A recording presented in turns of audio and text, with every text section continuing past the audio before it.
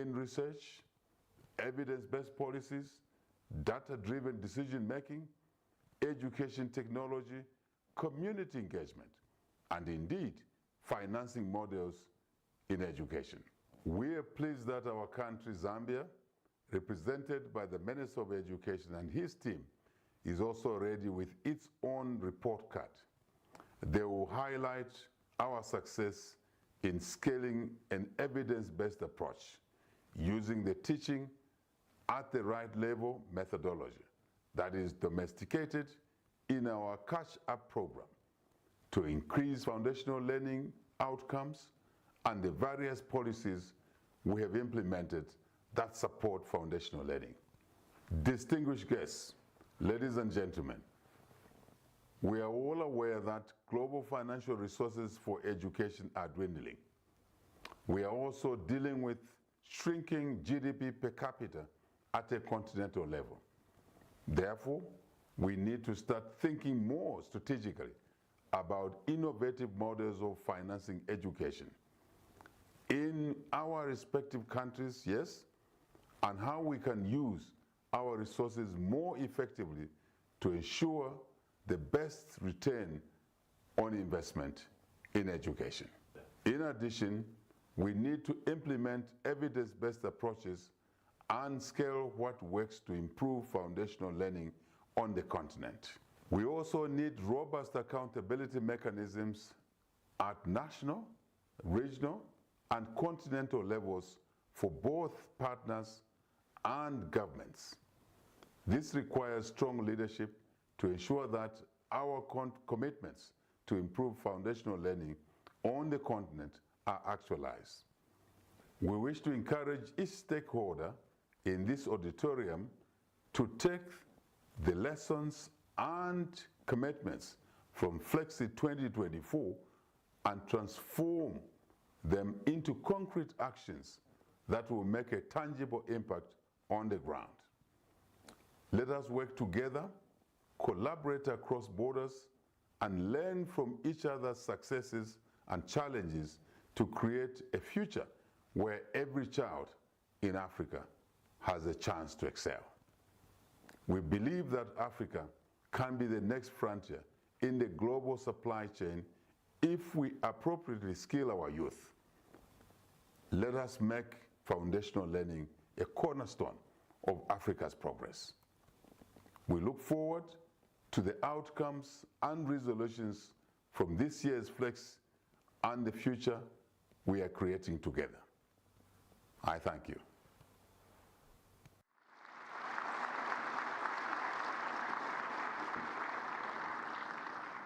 Thank you very much, His Excellency Hakainde Hichilema, the President of Zambia, who's also the champion of foundational learning.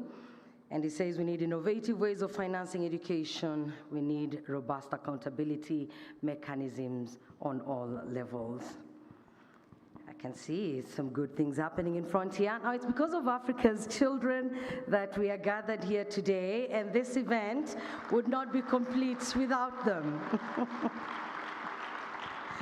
This morning, we've got 3 young Rwandan peoples representing the rest of Africa's children. They have a poem for us. Let us enjoy their performance. Ngaramutse, je nitwa Umupasoni Claudie, niga mu mwaka wa 3 w'amashuri abanza mu rwunge rw'amashuri rwa Burema. Bonjour, je réponds au nom de Inouari Chamidilan, élève de la 3e année primaire à l'école et tutorette de Gahanga. Good morning, everyone. My name is Blessing. I am 7 years old. I study at Path to Success in grade 2.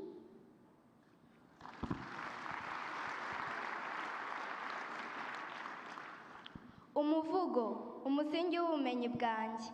Mfite imyaka 10, nibwo ngitangira urugendo rw'amasomo. Amasomo niyo yubaka isi yanjye. Binyuze mu mibare, inyuguti, indirimbo, no kwiga nyina, nubaka ejo hanjye buhoro buhoro. ababyeyi banjye baramfasha baranshyigikira buri jambo niga kuvuga n'imibare niga kubara nunguka ubumenyi abarimu banjye baranyobora kuko bazi inzira bubaka ubumenyi bukomeye buzaramba. Du Kinyarwanda, le français et aussi l'anglais, chaque langue m'aide à réfléchir. En mathématiques, je compte, j'additionne et je divise. Ces assemblages, je les construis avec amour et attention. Mes frères et sœurs, mes amis, nous apprenons dans l'unisson, explorons la science tout en s'amusant. Ensemble, nous découvrons des devinettes. L'apprentissage est plus agréable quand on joue tout en apprenant. Les dirigeants aussi planifient pour que chaque enfant apprenne selon ses capacités. Ils tracent et éclairent le chemin. Every day I learn, I grow, with skills that help me acquire additional skills. On and on, I build foundations strong. Today I stand here with confidence because I have the foundational skills. I count on you leaders present here and those who could not come to invest in our education, our future. Thank you very much.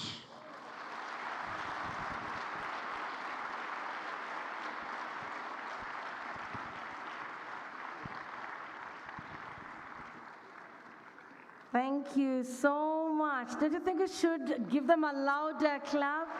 Well done. Well done. Look at how much potential they have. That is a beautiful performance, and we wish them all the best in their studies. And now, ladies and gentlemen, to give us an overview of foundational learning on the African continent, I would like to invite forward the Executive Secretary of ADEA, Albert Sengiova. Let's appreciate him as he comes up.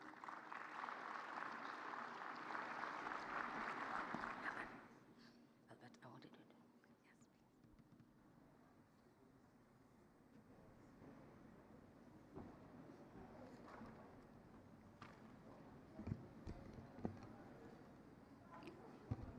Very difficult to speak after hearing the children. I think they have said it all.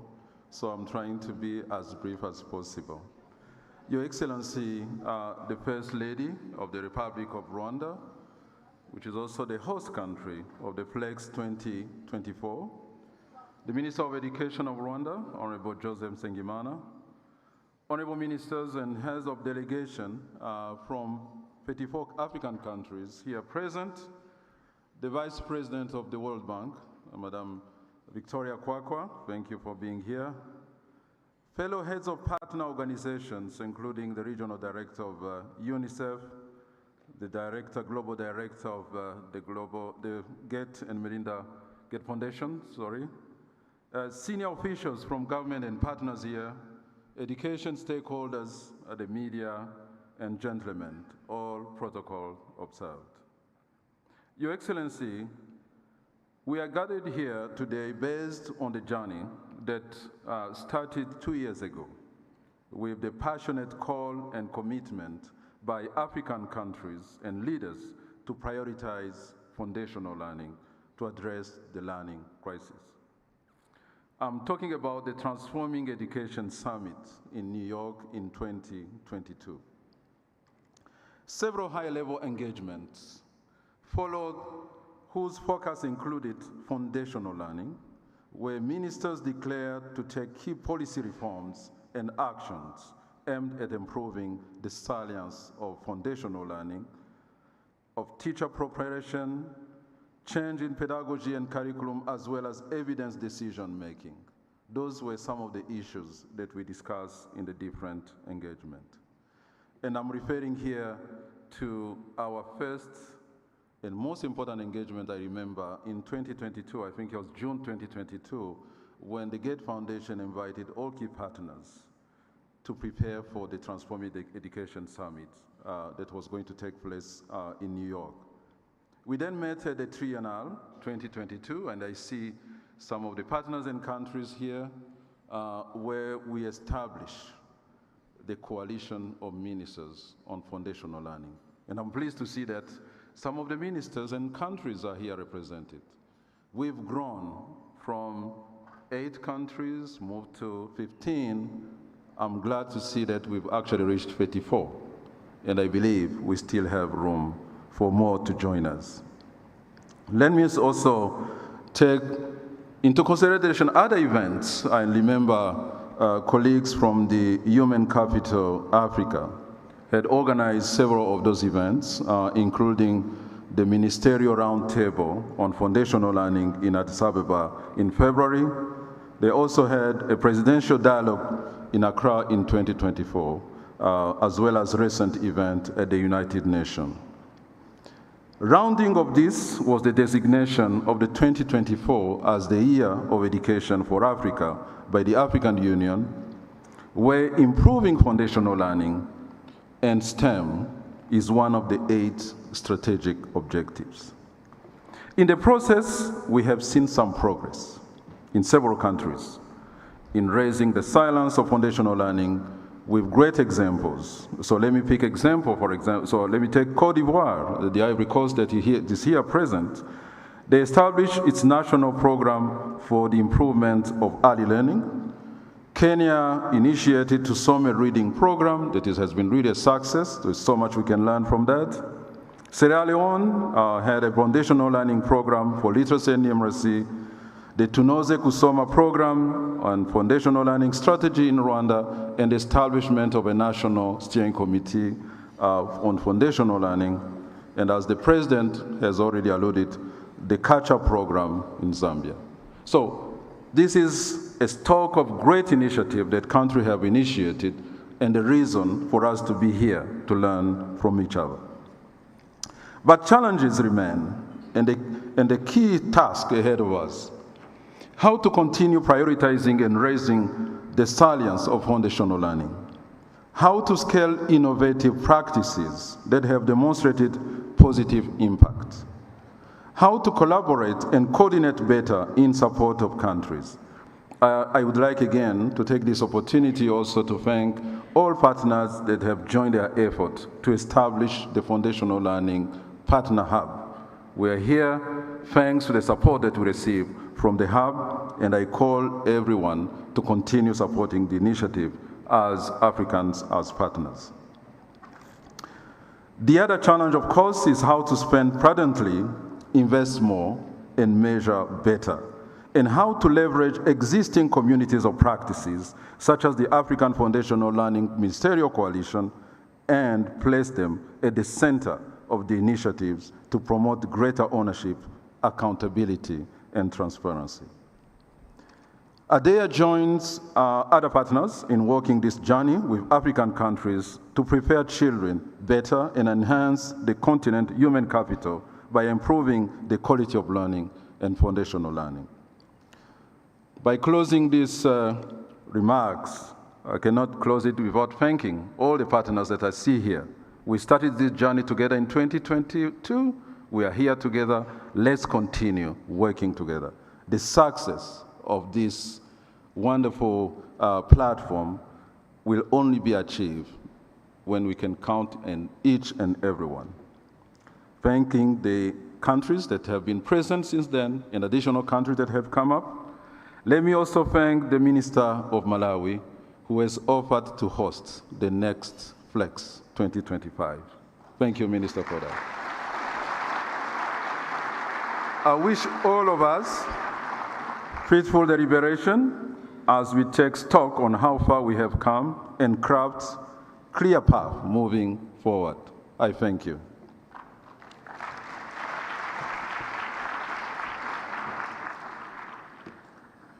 Thank you very much. Albert Senyuva is the Executive Secretary of ADEA, and he says the key task ahead is how to continue prioritizing the science of foundational learning. Thank you, Albert. Now, building strong foundations and accelerating progress in foundational learning requires collaboration. This incredible event is the result of the collaboration of multiple partners over the past several months, and one key partner in the journey towards our shared goals is the World Bank.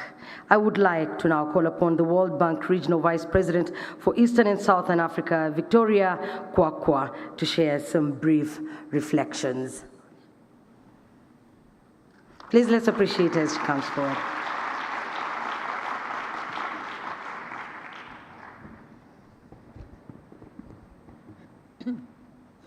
Thank you.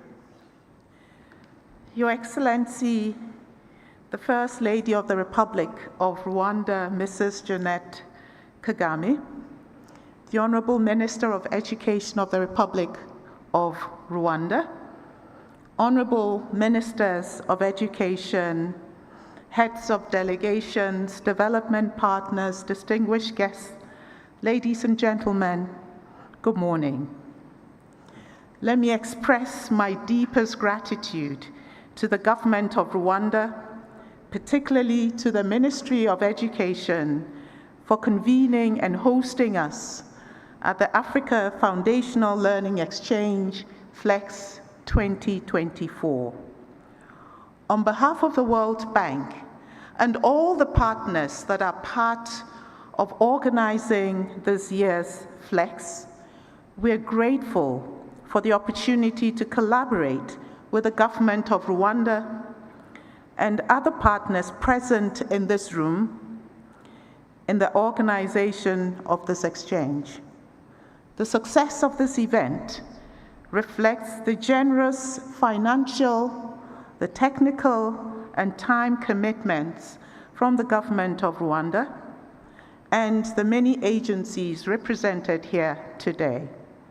It also demonstrates our deep and productive partnerships on foundational learning, which we hope this exchange will further strengthen.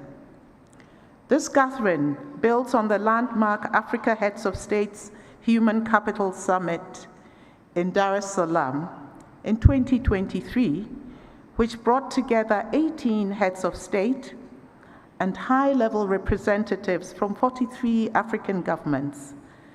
The 2023 summit elevated human capital development as a priority for countries and galvanized commitment at the highest level. Today, with 35 countries at FLEX 24, we have an opportunity indeed, an imperative to translate this commitment into urgent action, honing in on foundational learning. And as we heard, action is already happening. Nearly 90% of children in sub-Saharan Africa are living in learning poverty, unable to read and understand a simple text by age 10. The learning crisis stems from access and quality gaps. Today, 42 million primary-age children across sub-Saharan Africa remain out of school, and the number more than doubles to over 100 million when we include secondary school-age children. Millions more, despite being in school, fail to acquire basic literacy and numeracy skills. The magnitude of this challenge demands unprecedented collective action, and this forum can serve as a catalyst to transform commitments into scalable impact. Our strategy must harness the region's rich tapestry of innovations and evidence-based successes by leveraging intra-African learning. At the Dar es Salaam Summit, we have collectively committed to reducing learning poverty in our countries by at least a quarter by 2030 and improving literacy rates to reach 75% by 2030. In this effort, the World Bank remains a committed partner to the Africa region. In the Africa East region alone, the World Bank has allocated a total of $7.26 billion for education financing. We're committed to doing more by expanding our operational engagements, policy reform support, and technical assistance. I look forward to a productive exchange where we can learn from one another, forge new partnerships and strengthen old ones, and deepen our collective commitment to action. When we reconvene at the next Flex, which will be in Malawi, we will hold each other accountable for the progress made. We owe this to Africa's children. Thank you very much.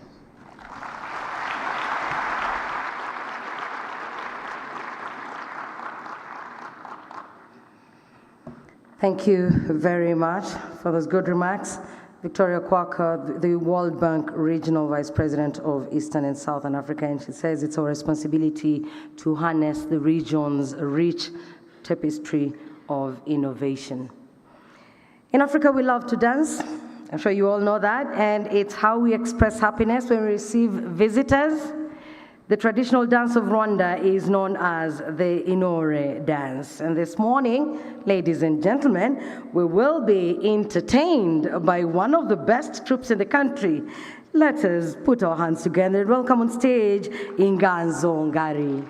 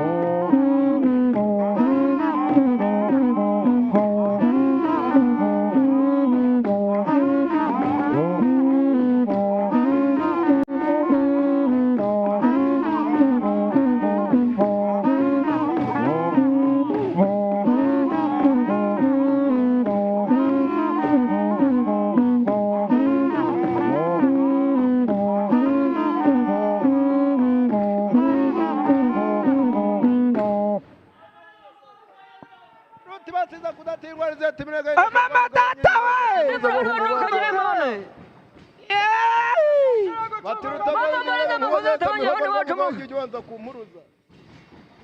Yakoye. Irwanga kugobera kwa mude.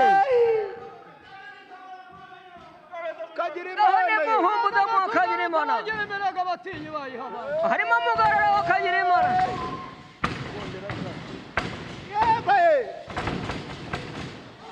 yego koye Kayirimana yo murara ntarungu bahungu barwanye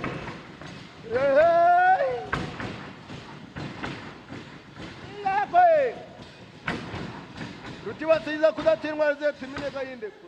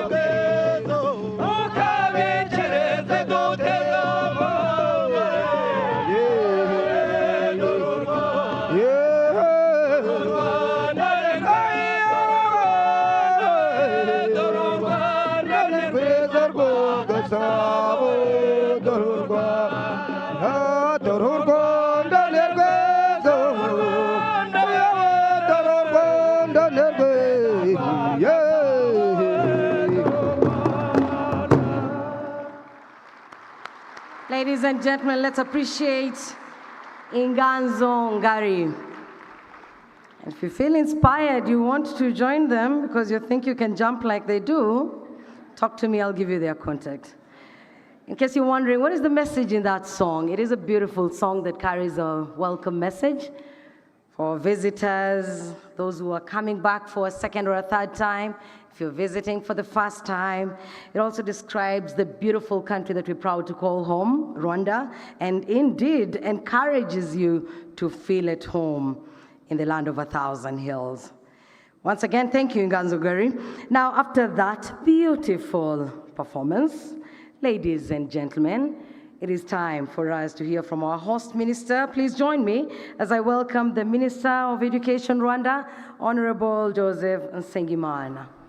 Let's appreciate him as he comes out for his remarks.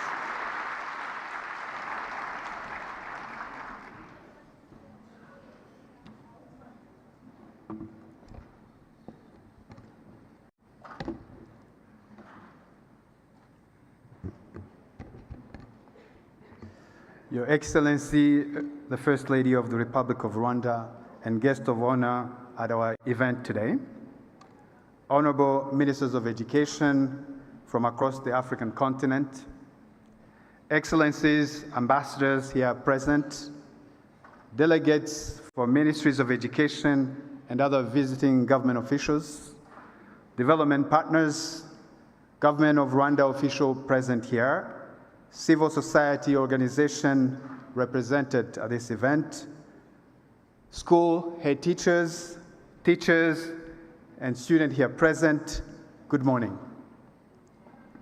On behalf of the Rwandan government, it's both a pleasure and an honor to warmly welcome you here in Rwanda, and especially a warm welcome to our distinguished guests and delegates to the opening ceremony of the Africa Foundational Learning Exchange Flex 2024. We are gathered here today, united by our shared commitment to enhancing the foundational learning and addressing learning poverty across Africa. Building on the success of the first Flex in Sierra Leone in February 2023, we are honored to host such a diverse group of ministers from across the continent. Flex brings together delegates from varied backgrounds, underscoring the critical importance of the need to equip our young learners across Africa with foundational learning skills. With education declared as a theme of the year for 2024 by the African Union, Flex 2024 stands as one of the continent's most impactful educational events. We are truly honored to host this gathering, which serves as a key platform for laying the foundation necessary to achieve our collective education goals. Your Excellency, the First Lady, dear colleagues, ladies and gentlemen, I would like to acknowledge the presence of ministers from the following countries present here today: Angola, Côte d'Ivoire, Eritrea, Eswatini, Ethiopia, Ghana, Liberia, Mali, Malawi, Sao Tome and Principe, Seychelles, Sierra Leone, South Sudan, Tanzania, the Gambia, Uganda, Zanzibar, Zimbabwe, and Zambia. I also recognize the heads of delegation from the Burkina Faso, Botswana, Central African Republic of Cameroon, of Congo, Cameroon, Congo-Brazzaville, Guinea, Guinea-Bissau, Kenya, Lesotho, Mozambique, Namibia, Senegal, Somalia, and Togo.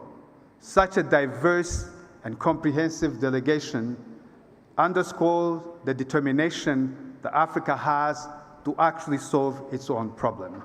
Let me extend also a warm welcome to the development partners who play an important role in organizing the Flex, and thank them for their continued partnership.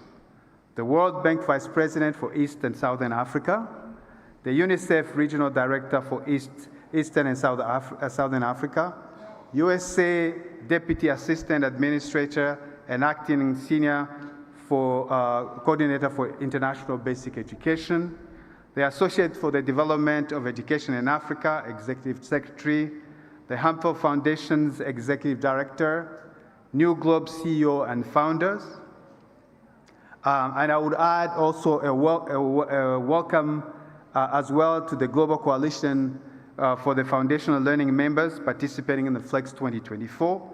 On behalf of the government of Rwanda, we extend our sincere appreciation for your continued contribution and support to the foundational learning in Rwanda and across Africa. We are also pleased to have other key partners and agencies here. I would like to acknowledge their presence. The Bill and Melinda Gates Foundation, Global Education Director, Her Excellency, the British High Commissioner in Rwanda, the Global Partnership for Education, High-Level Envoy and Advisor for Education, UNESCO Senior Education Advisor, the African Union, Head of Division, Education, Science, Technology and Innovation, Her Excellency, the UE Ambassador to Rwanda, Human Capital Africa's Vice President and founders.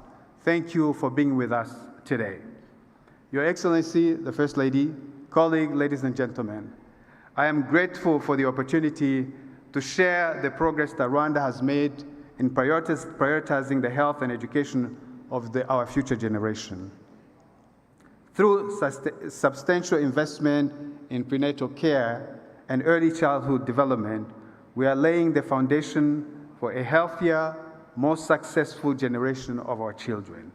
We've implemented a national school feeding program which has significantly improved student health, boosted attendance, and reduced dropout rate, ensuring that more children stay in school and continue their education. Although challenges remain, we focus on empowering our young girls, which is why we have established girls' rooms in schools, providing dedicated space where girls receive the support they need to excel academically and socially. This initiative helps ensure that all girls have the opportunity to succeed regardless of their background. Although Rwanda has increased teachers' salaries substantially over the last 2 years, teachers' salary remain another area of concern. To address this, Rwanda has introduced financing schemes through Umwarimu Sacco, a teachers' civic cooperative that offers preferential loan rates to teachers, improving their livelihood standard and encouraging them to continue their vital work. Additionally, we have fully integrated remedial learning into the primary school timetables across the country, ensuring that students are equipped and well prepared for their learning journey.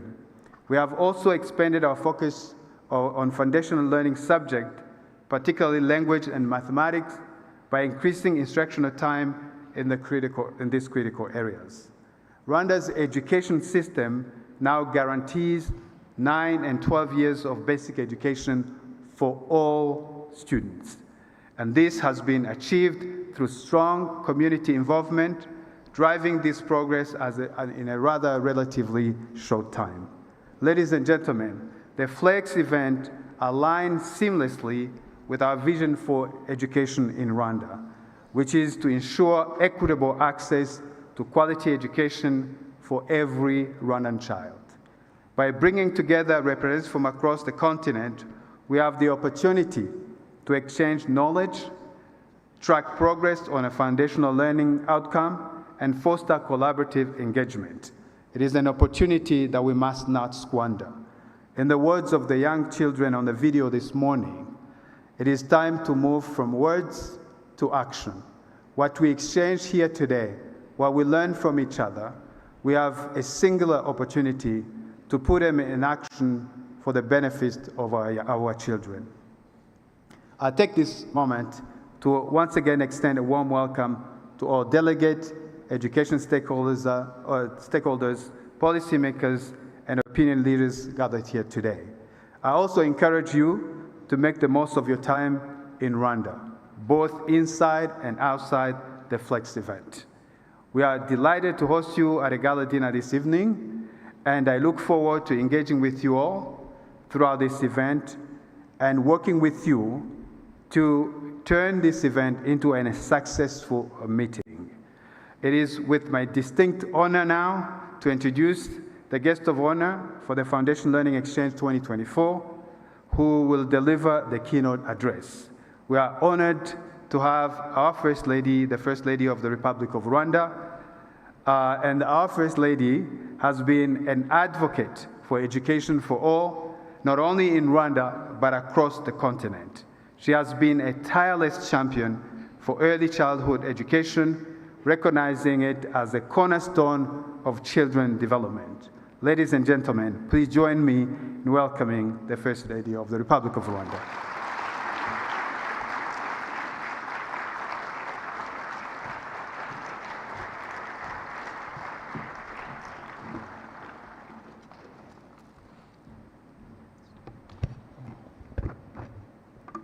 Please. Honorable Ministers, dear Victoria Kwakwa, the World Bank Vice President for Eastern and Southern Africa, the UNICEF Regional Director for Eastern and Southern Africa, development partners and technical experts, distingués invités, je vous souhaite la bienvenue au Rwanda. C'est pour moi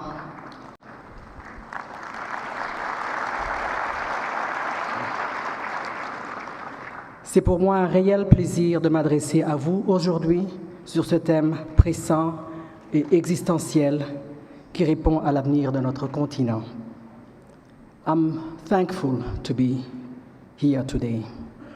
On the second foundational learning exchange on this year of education, as declared by our African Union, on this final speech stretch towards the targets of the Continental Education Strategy for Africa. It's both humbling and encouraging that Rwanda would be entrusted to host this important forum and participate in these essential discussions. Ladies and gentlemen, I believe that the caliber of senior officials, education and finance experts, agents of continental development and Pan-African champions for the 2063 Africa we want must be fully appreciated for their contribution to the body of knowledge and for the wisdom they share with us today. Therefore, I will not attempt to rob these experts of an opportunity to discuss, for one, the progress thus far in achieving literacy, numeracy, and essential skills for elementary-aged students across the continent. Neither do I wish to occupy too much of the space that they have been aptly allocated to raise concerns on the challenges that remain in the foundational learning, notably in learner psychological health and well-being at the accompaniment of children with special need. However, honorable guests, I'm compelled to remark on the current landscape of education, particularly foundational education, across the world, and more specifically on our continent. It seems, I worry, that while literacy rates have improved in all our countries, while recognition of the vital importance of early childhood education, appropriate nutrition for infants, psychosocial support, and toddler and child development has significantly increased, a problem persists, threatening to worsen over time. Ladies and gentlemen, reading and comprehension of simple text, as has been pointed out by the Rwandan Minister of Education, is still an issue for 9 out of 10 of children aged 20 and below in the majority of African countries. This is a loud alarm bell. Let us picture this child aged 10 who cannot read properly, write properly, count properly, a child whose environment is not fertile for the development of strong personal qualities either. And let us go even further still in discomfort and picture a society where the majority of children do not develop soft values like kindness, empathy, respect, flexibility, patience, integrity, and teamwork through foundational learning, preventing them from building healthy relationships, navigating social environments, and contributing positively in personal and professional settings. We are living in times that are, let us admit it, pulling parents in all kinds of directions away from their core responsibility to raise families.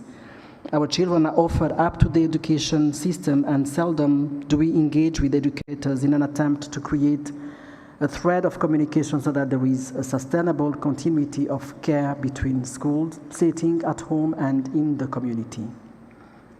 How can we tap into the expertise of our educators to make them active stakeholders in the full context within which the child is evolving? How do we put the child at the center of all interventions during their foundational learning age so that the individual needs are catered for? A collective conscience across all caregivers will help us develop protection mechanisms while at the same time eradicating any and all handicapping factors. This rethinking of our approach, I believe, will yield more targeted policies that address the issue at hand in a more holistic manner. For we all know that education, and most especially the foundational education, is the bedrock upon which skills are built. And skills must be adapted to changing times.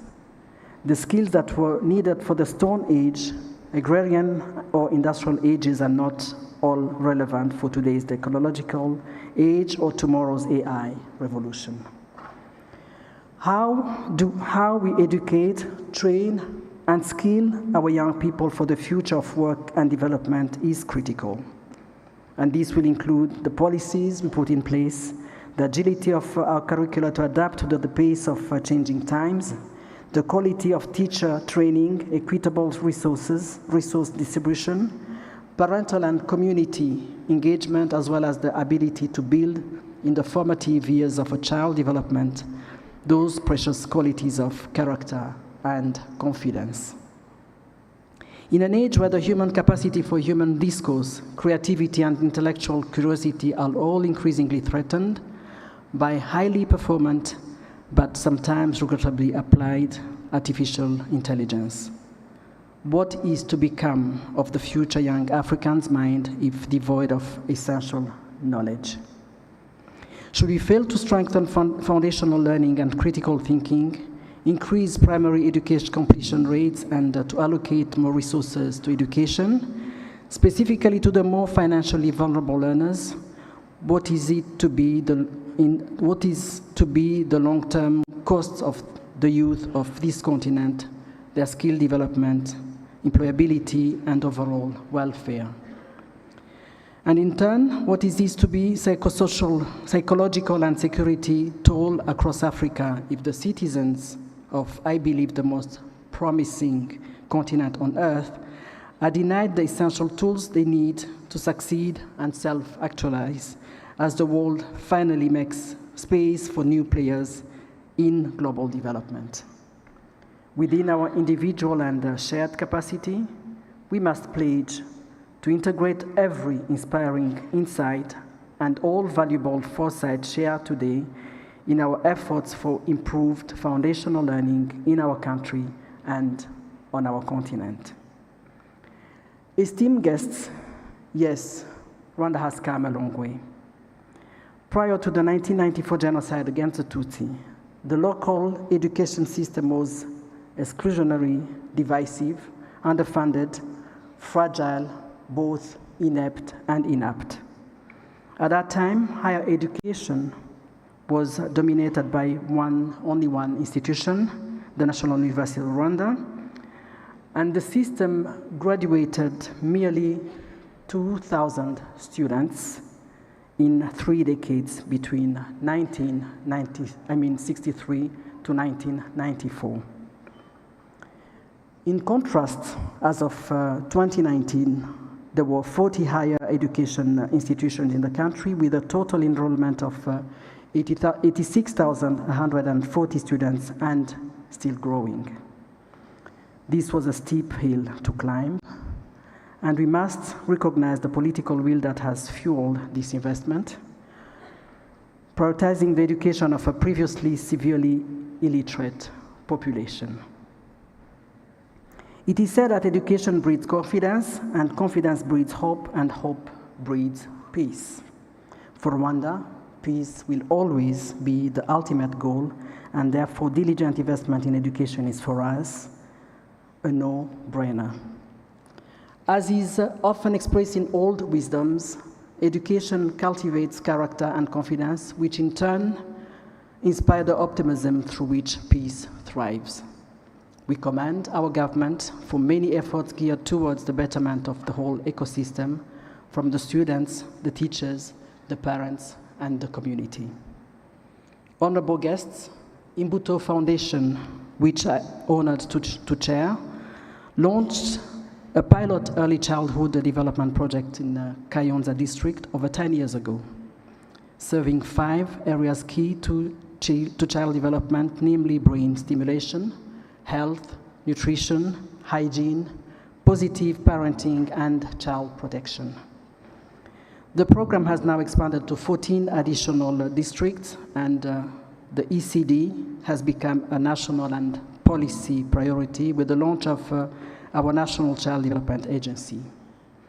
With a conducive policy and planning framework set up by the government of Rwanda and the collaboration of invaluable partners, our pilot project has translated into a decade later of 138,000 children and their parents having received services through our 16 model ECD centers and home-based services. And these numbers are on a constant yet rapid rise.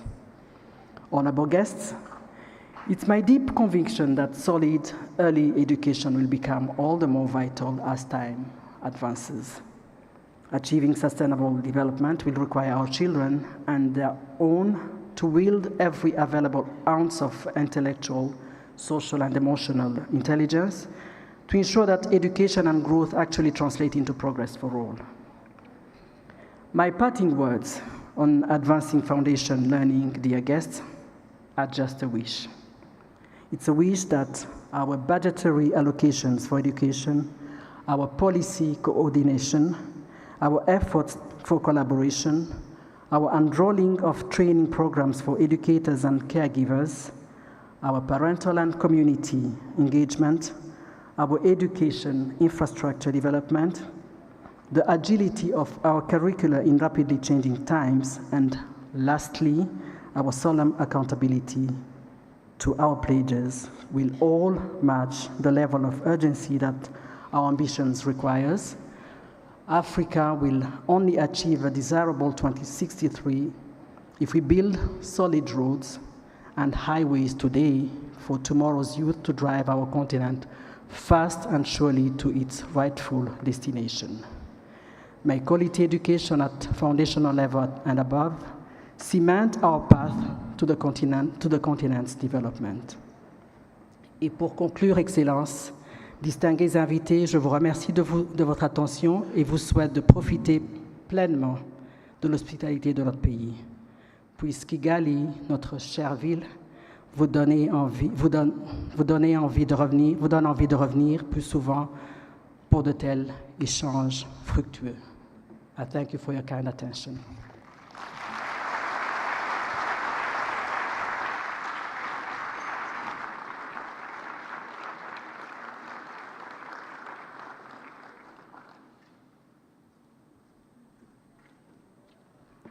You may be seated. Thank you so much, Your Excellency, for your inspiring words. Your message serves as a powerful reminder of the work that lies ahead of us and how together we can make strides toward ending learning poverty across the continent. And thank you so much for pointing out the fact that parents today are pulled in different directions. And this is because of life's demands. We cannot blame them. Sometimes it becomes hard to make the choice between being there and spending a little bit of time away to raise school fees or be able to afford a packet of milk. So they end up not being fully engaged in their children's foundational learning, and we pray that something will be done about that. So thank you for that poignant reminder, Your Excellency, First Lady. The next item on the agenda is a fireside chat. I hope that excites you. We will find out what works to improve foundational learning outcomes. We've been talking, somebody has been observing, people have come up with statistics, so let's discuss this and find out what works in order to improve foundational learning outcomes. For this conversation, I would like to invite Research and Policy Advisor in the Ministry of Education, Rwanda, that's Adia Umlisa, and Dr. Benjamin Piper, Global Education Director, Bill and Melinda Gates Foundation. Let's appreciate Adia as she comes forward to steer this conversation.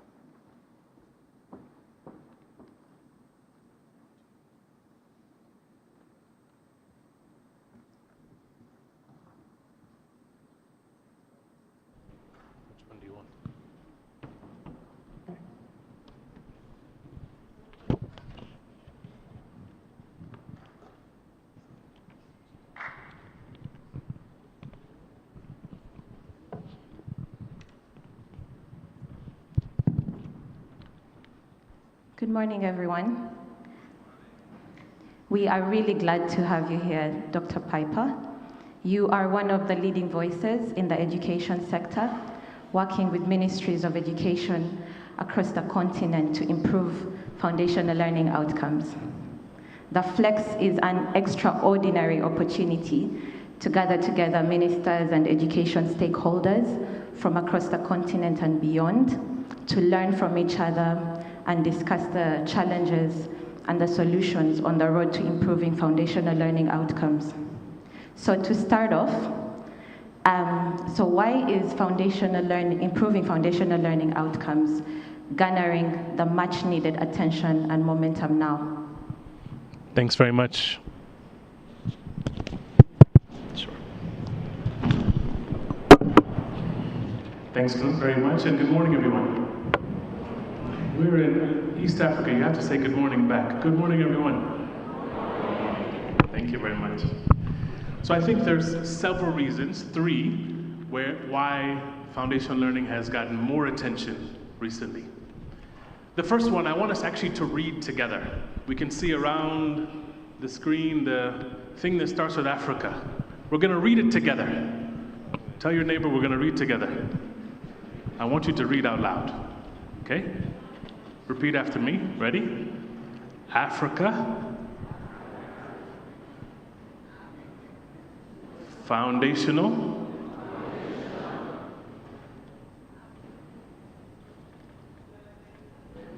Learning. Exchange.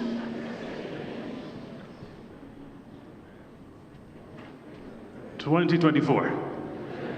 I will release you from the pain of me reading the entire thing like that. But why am I reading like that? Because the average child in sub-Saharan Africa struggles to read. And because they don't have those basic skills, they also struggle to comprehend. So why are we here? We're here because there are leaders sitting in the front row and leaders throughout this auditorium who recognize that it's a moral as well as a technical issue that we all need to work on together. Because I've had the privilege of living on this continent for the last 17 years, and Ethiopia, Kenya, I go back and forth between the two. And the talent level that exists, the skill level that exists across the continent is clear. But somehow we have forgotten one small segment of children in education, which is this foundational learning problem. So the first reason why we're here is because it is painful to see. My first experience doing a study on this issue, Your Excellency First Lady, in East Africa, it was painful to see children who look like my son and like my daughter not being able to have those basic skills in literacy and numeracy. And I think it's exciting to see the responsibility that all of us in the room have taken to solve this problem. That's the first reason. The second reason is because there's a change amongst policymakers. There was a study about 2 years ago that asked policymakers, what's the level of learning outcomes for the children in your country? And we asked them, do you think 80% of children can read, 20% of children can do math? Where are you?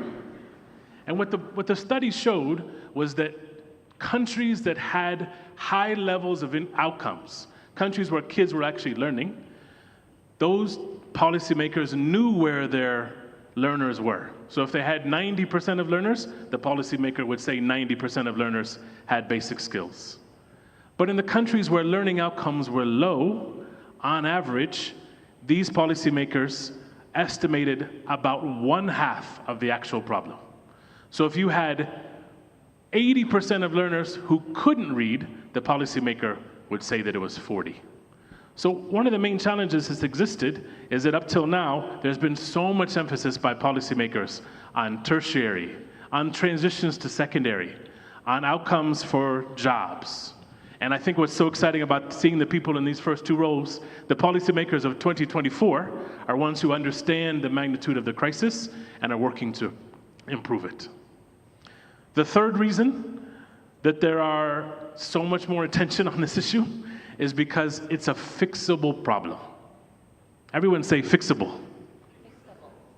It is a fixable problem. There are efforts happening right now. In Madagascar, there's a program called Tafata that is working to improve learning outcomes using a Teaching the Right Level program. In Kenya, we heard about a program called Tusome, which doubled learning outcomes at large scale. In Zambia, there's a catch-up program that is working almost at national level to improve both literacy and numeracy. In Malawi, they have one partner who's working on a national reading program and another partner who's working on a national numeracy program and working together to improve learning outcomes. In Ghana, there is several programs, Gallup, which is working on accountability, which aligns with a Ghana learning program to improve learning outcomes. There's also the differentiated instruction program that's helping learners improve at their level. What is my point?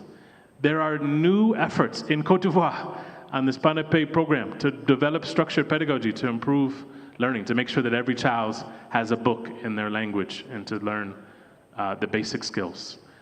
I am so excited to be here in this room today for this third reason. There are efforts and countries and partners in this room who have a solution that me and my country needs to hear about. So I think there is expertise and talent, particularly amongst the policymakers in the front and throughout the room, that really make us go. This is a fixable problem. It's not an easy one, but it's a fixable one, and there's a lot of more efforts to improve than we had before. Thank you, Dr. Piper. That was very encouraging.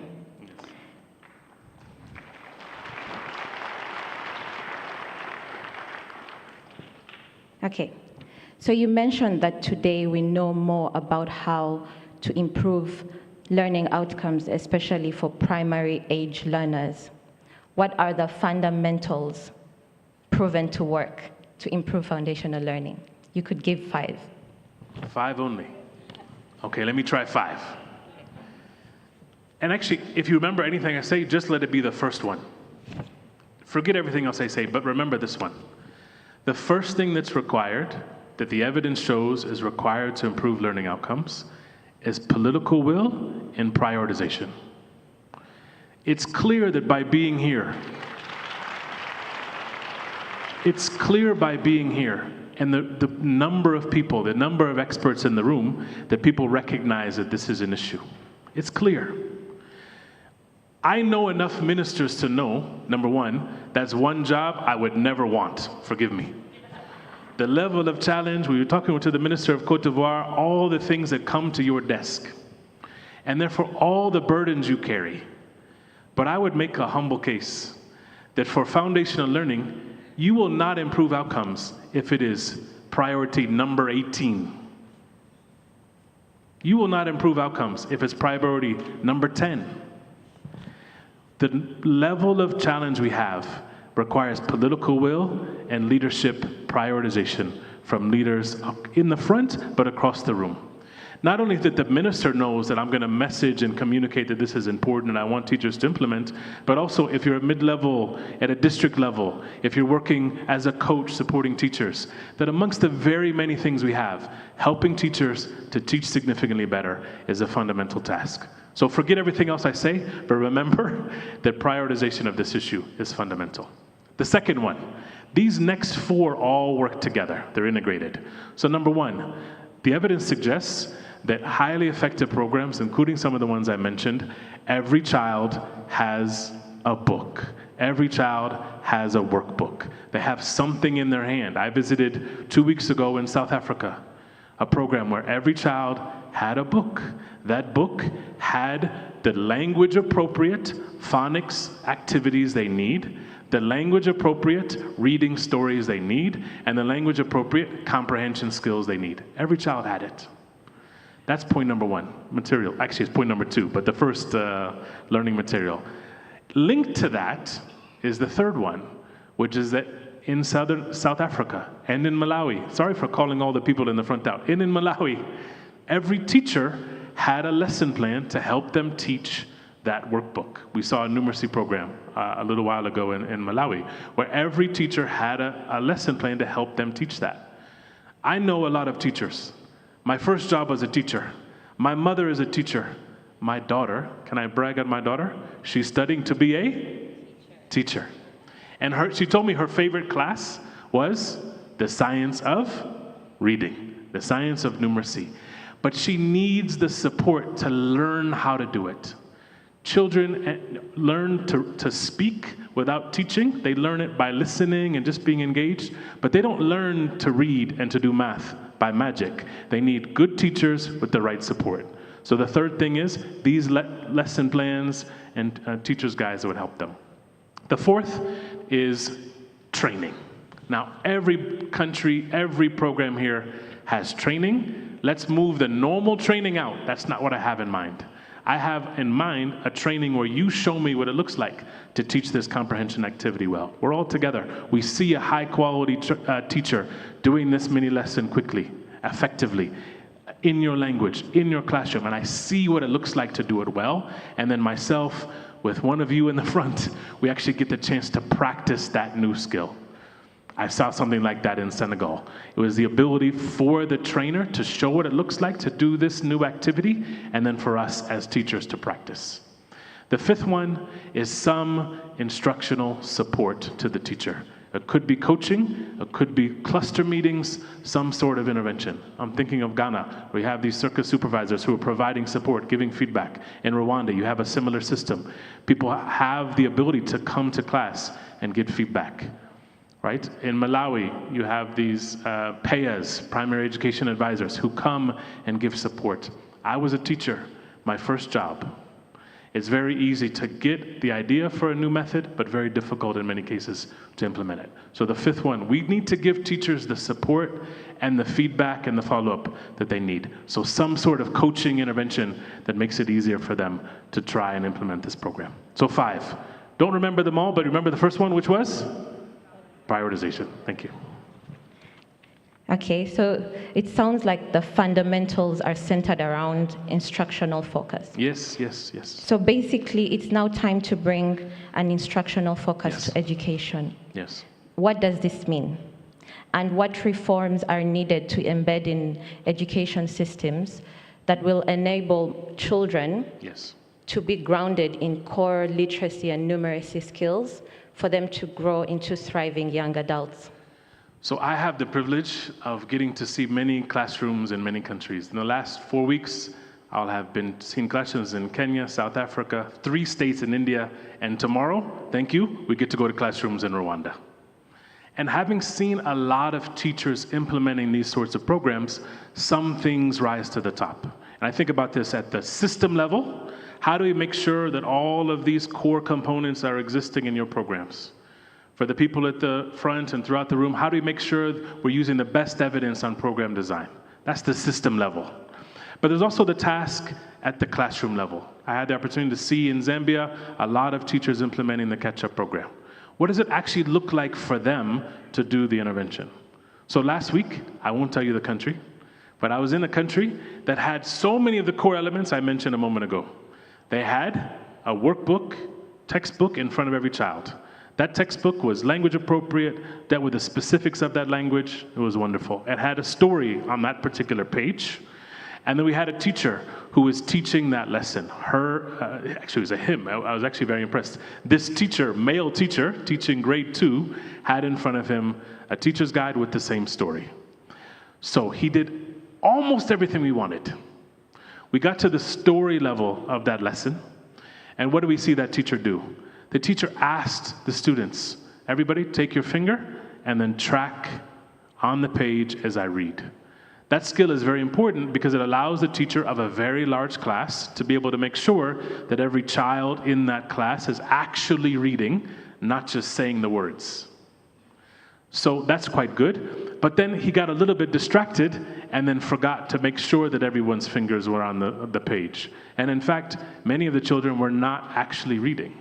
Many of the children were not actually tracking with their finger. They were just saying the words, but didn't associate the sounds and the letters to what was in front of them.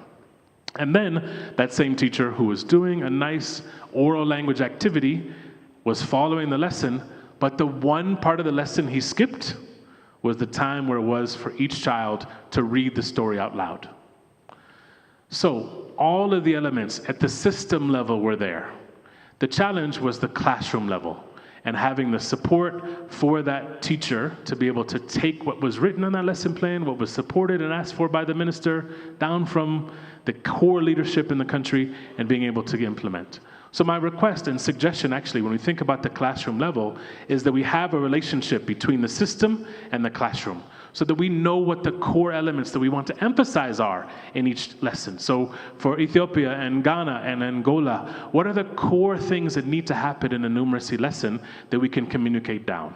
So if that lesson was representative, and I don't think it was, but if it was representative of what was happening in that country, we would want to have the message come down from the system to the classroom level. We want to encourage every teacher, don't forget to do the phonics activity. Every teacher, make sure that every child tracks with their finger, and every teacher, don't forget to make sure the child has the time to practice reading. So it's the link from the system, this is our program, down to the core elements. And on the numeracy side, we can't forget numeracy. We need to make sure that there's enough time to practice place value. This issue of what's the hundreds, what's the tens, what's the ones is very difficult for learners. And how do we count up and count down? It's complicated. And for the subtraction or the addition, that we're making sure there's time to reinforce the borrowing and the carrying tasks.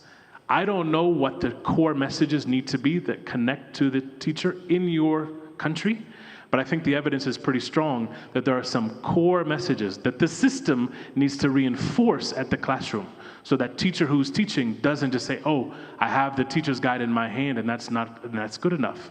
Because if we want to get the gains that we really want, it's making sure that every teacher is following these key elements that will move the program from good to great.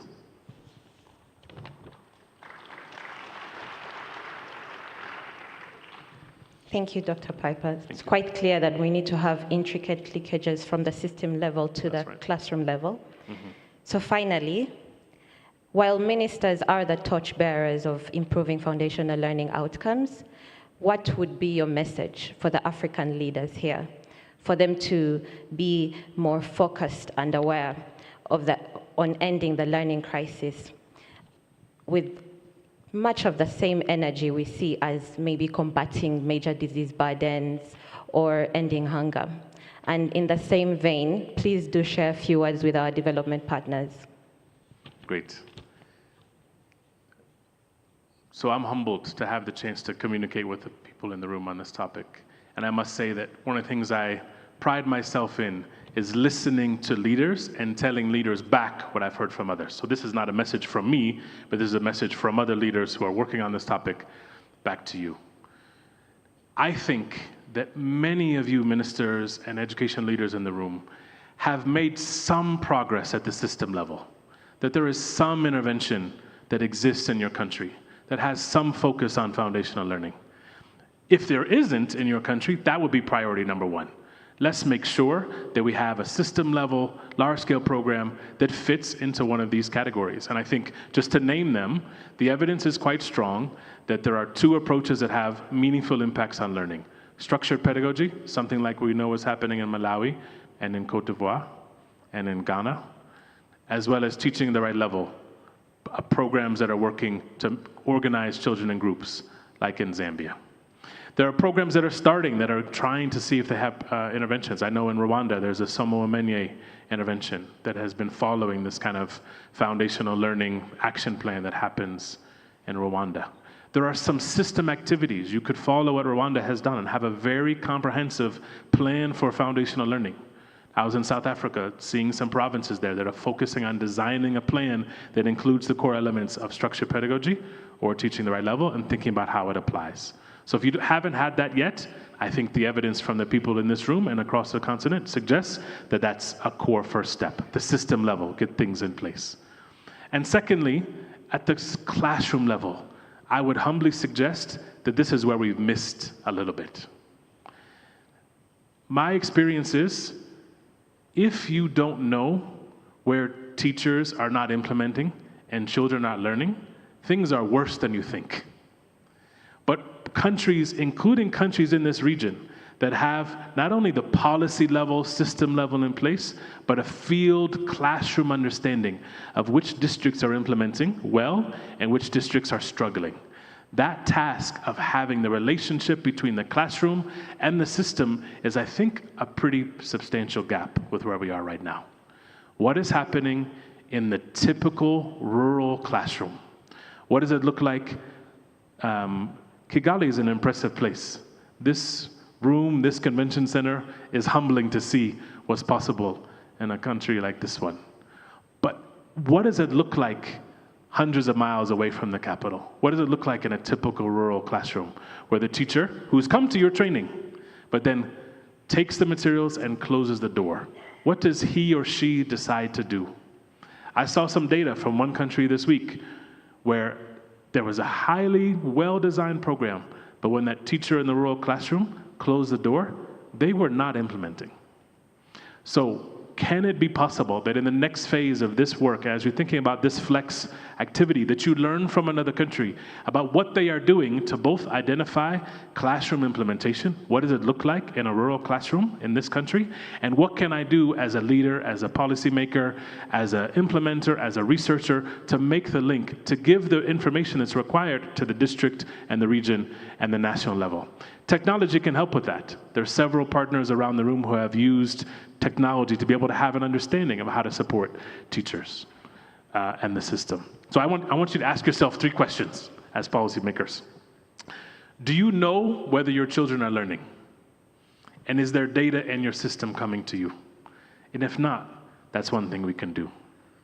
And another way to put it, do you know how many teachers are teaching this foundational literacy or numeracy program every day? If you don't know, it's less than you think. So finding out, linking the system to the classroom would be helpful. And then going back to the other point we started with, have you prioritized foundational learning? As we said, it won't work as the 18th priority. It won't work as the 9th. There's a country, a big country in South Asia, India. Their new national education policy says for foundational learning, it's a key priority, one of their top 5. And the sentence on foundational learning says, and if this priority is not accomplished, nothing else in this education policy will work. Where is the prioritization level on foundational learning in your country? There could be some messages that make that easier. What if it was all children in this country reading by 9? What if it was, we are working together to eradicate illiteracy? What if it was, we are the first country in sub-Saharan Africa or Africa where all kids will be literate or numeric? So for those of you leaders who've already decided, yes, we're doing foundational learning, and I'm starting to learn a little bit about what's happening in the classroom level, can you pick a target? Can you pick a message that would help that rural teacher to recognize that Your Excellency, the Minister, Your Excellency, the First Lady is thinking about them and making sure and requesting this to work? So for the development partners, quickly, I would say the question to you all, are you good at the system level, helping your government counterparts to kind of think about this level? Are you good at the classroom level? And I would argue that most development partners are good at one or the other. Maybe you're good at helping some nice pilots happen in 100 schools, or maybe you're good at setting up a nice policy document. The task for me, from my point of view, and the years to come, is the linking between the classroom level and the system level. So what the system is looking at is what teachers are doing. And what teachers are feeling is the message down from the system. So how do development partners connect those two? My last point to the development partners, if you allow, is to persist. Everyone say persist. That was very quiet. Everyone say persist. We have been talking about foundational learning for a while, but this meeting, this moment, is where I'm most excited, because we have better evidence, we have better partners. That ministerial coalition has gone from 6 to 8 to, I don't know, Albert, how many? 20, I don't know, you're making a number, it's a very big number, I don't know. The moment has come for us to be able to learn from each other, to be able to continue. This is, amongst many things in education, this one is solvable. There are many challenges that are so complicated. This one is complicated, but it is solvable. It's too early for us to move on. The job isn't done. I was a teacher, my first job, 4th grade teacher. And the beginning of the academic year, you're trying to get your children used to you. As you can tell, I have an accent. They didn't understand me. It was a little bit hard. You're trying to build your classroom routines. Anybody else was a teacher? It takes a little while. And sometimes what happens for teachers is you start to move on. But I would put it this way. We are just halfway through the year as foundational learning. We've gotten some basic things in place. But if you were a teacher, tell me if I'm correct. It's actually after you get the basic things in place that children actually learn.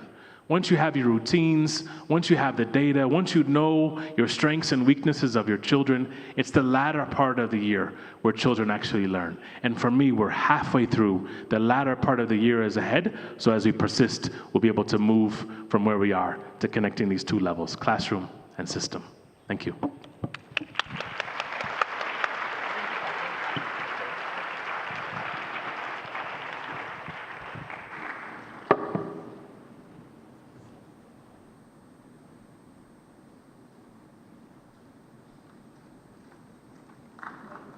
Let us appreciate them once again.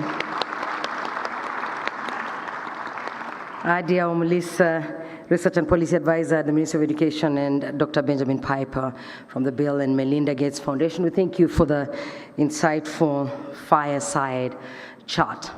Now, time has come for a group photo. Thank you for having patiently followed the presentations this morning, the powerful messages, a message from our guest of honor. I hope you've picked something from the Fireside chart. Now we're going to take a group photo with a slight difference. In the spirit of not leaving anyone behind, I would love the photographers to come on stage. Anyone interested in being part of this, please come on stage. Photographers, please. This is in the spirit of not leaving anyone behind. We are going to take the photo of the year. The ultimate souvenir. Please come, just come on stage, kindly, yeah. Come on stage, the photographers. As for the rest of us in the room, we will remain where we are. The only thing that will change is the position. We will not be standing. But let's first get the photographers to prepare themselves, and then I will give you your instructions. Thank you. We're going to take what I will call the Flex 2024 family photo. You know, Christmas time is coming and you're going to be seeing a lot of family photos. This one will be one of those you will find online. The ultimate souvenir that will remind you of Kigali. Your Excellency, First Lady, honorable ministers, ladies and gentlemen, could you kindly rise from your seats? Rise from your seats, every one of you, and remain standing. You stand where you are and give the camera in front of you a smile. A smile is all I ask of you. You're getting the ultimate souvenir that will remind you of Kigali, a reminder of Flex 2024. As I said, it's in the spirit of not leaving anyone behind. We are all in that photo. Let's appreciate ourselves for that. Thank you. Thank you very much, Your Excellency, First Lady of the Republic of Rwanda, Mrs. Jeannette Kagame. We have come to the end of the opening ceremony. Thank you so much for gracing us with your presence. Thank you so much. And I request all of you to stay where you are, remain standing as we allow our guest of honor to depart. Please, let's appreciate her as she left. Thank you.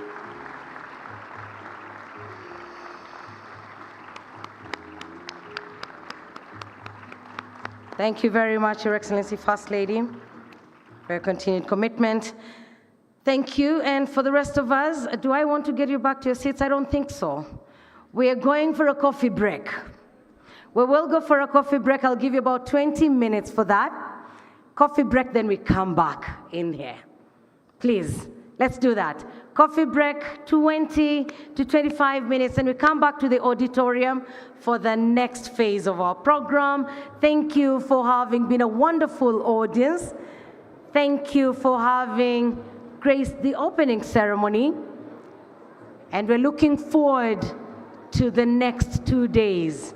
Powerful deliberations, powerful networking.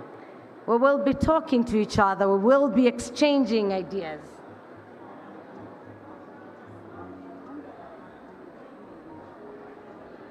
The coffee break is served in the tent across MH3 and MH4. So you will go outside, then down the red carpet, right opposite. The ministers will be guided to AD10. The ministers, the protocol team will guide the ministers to AD10.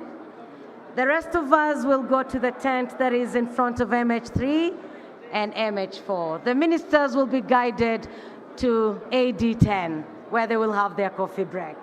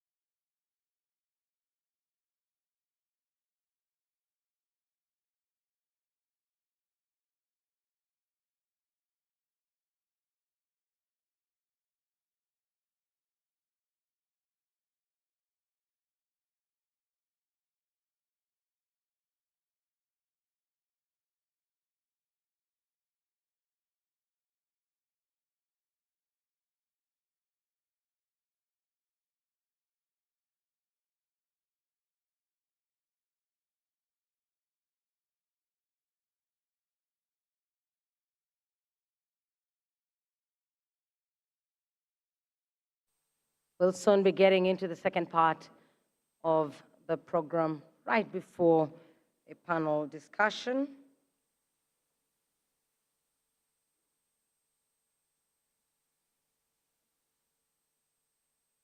Once again, just as I did earlier, I'll request that we minimize movements.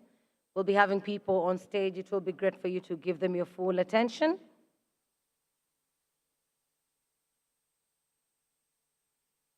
If you will have any questions or comments, time will come for that. Just take notes. For now, take notes. Take notes. You never know when you'll be called upon to share them.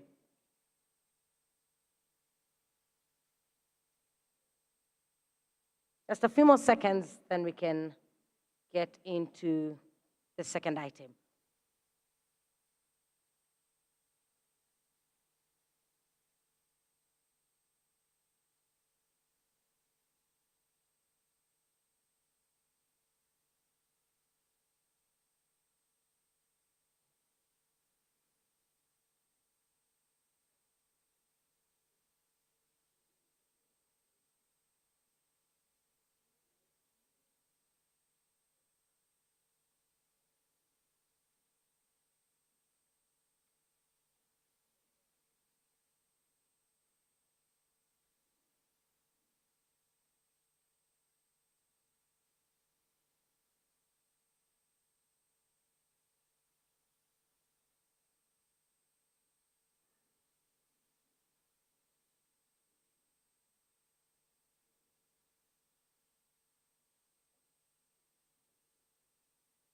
All right. Once again, it is a great pleasure to have you all. My name is Jackie Lumbasi. It's a great honor to be your MC. Thank you for being a wonderful audience, and I do hope that we will maintain that spirit. Let's make it worthwhile.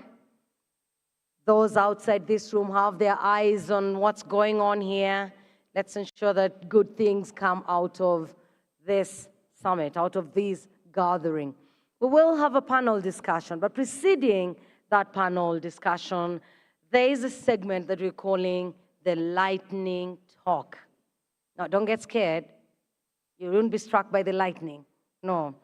And to take us through the lightning talk, I would love to invite the Director of UNESCO Global Education Monitoring Report. That's Director Manos Antoninis.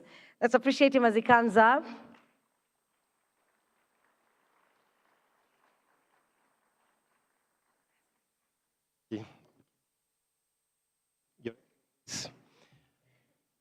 Hosts and guests to the 2024 Foundational Learning Exchange here in Kigali. Thank you so much for the honor to give you this, perhaps not lightning, I hope enlightening speech, reviewing the progress towards SDG 4 in Africa, with particular reference to the primary education sector.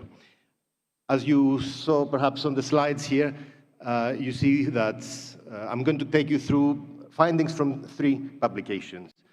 The 2024-25 Global Education Monitoring Report, which was just launched 10 days ago in Brazil at the Global Education Meeting, which focuses pretty much on all of you here in this room, because the report's theme was leadership, and is leadership in education, and it's the issue we will champion over the next year.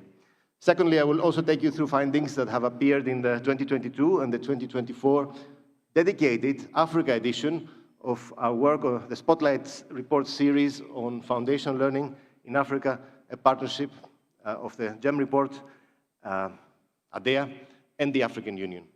And third, I will also have an example from your own national targets, the targets that you countries have set for 2025 and 2030, your national SDG 4 benchmarks, and that's been featured in the annual scorecard report. I'm not going to be able to dance as the dancers before. I'm not going to be able to play the drum. But if I could play the drum, each one of my slides would have been a drum. I don't know if that is working. If not, we might have to switch to saying next, please. I'm going to start, so the next slides, with some evidence on out-of-school rates and out-of-school population. I don't know if anyone is listening. If you could move to the next slide, please. While people are working on it, it's important to mention that, as the slide will show, since 2015, there has been a quite significant slowdown in the rates of children out of school in Africa. Between 2000 and 2010, there was really rapid progress. But unfortunately, since 2010, there has almost been a standstill. Now, I'm going to argue, once we have a chance to look at the graphs, that this is not only bad news, but it is a concern that between 2000 and 2010, the out-of-school rate in Africa declined from 36 to 19%, but to 23%. But since 2010, there has been a very, very small decline, and today, 18.5% of children in Africa are out of school. That's more than double the global rate. And there you are. You can see that on the left-hand side, you can see the 5 regions of Africa. You can see that Northern Africa has actually managed to eliminate the out-of-school population, but still other parts of Africa are lagging behind and have slowed down since 2010. And given the rapid demographic growth, that also translates, unfortunately, since 2013, into growing out-of-school numbers at the primary school level. Already, I think earlier we heard that if you also include the secondary school population, this number is now exceeding 100 million. But just the primary out-of-school population now accounts for more than half of the total global. Now let's move to the primary completion rate, the percentage of children that actually manage to graduate from primary school. You see on the left-hand side the official definition: children who finish primary school after 3 to 5 years, which is already not really timely, but is as timely as we have officially agreed to define it. And you see that actually there is progress. You see that on average since 2000, without a slowdown after 2010, there is a progress of about 0.8 percentage points per year, which is reasonably fast. Now, the explanation why the two numbers, the out-of-school rate slowing down and the completion rate growing, has an explanation. That is because since 2010, countries in Africa have made progress in reducing repetition rates. So somehow, countries have managed to make their systems more efficient. But there is a second problem here that the second graph shows. You see that in 2023, we estimate that about 7 in 10 children complete primary school. If you include those children that complete primary school 5, 6, even 7 years late, 8 out of 10 children complete. So there is a considerable problem of late enrollment and repetition. You also see the very interesting contrast here between girls and boys. In terms of timely completion, girls have long overtaken boys, and that's also applying to lower secondary completion. But boys take longer because boys are not pressed to complete their education quickly. And that's a very important finding you can see also on the right-hand side, which shows the percentage of children who are overage, at least 2 years too old for the grade, about 4 in 10. That's by far the largest rate in the world, more than double or perhaps triple the rates in other parts of the world. And you also see that it is boys who are even more likely to be too old for their age, a problem that the continent needs to pay attention to. Let's now turn to learning. I'm going to start first by challenging and questioning the concept of learning crisis.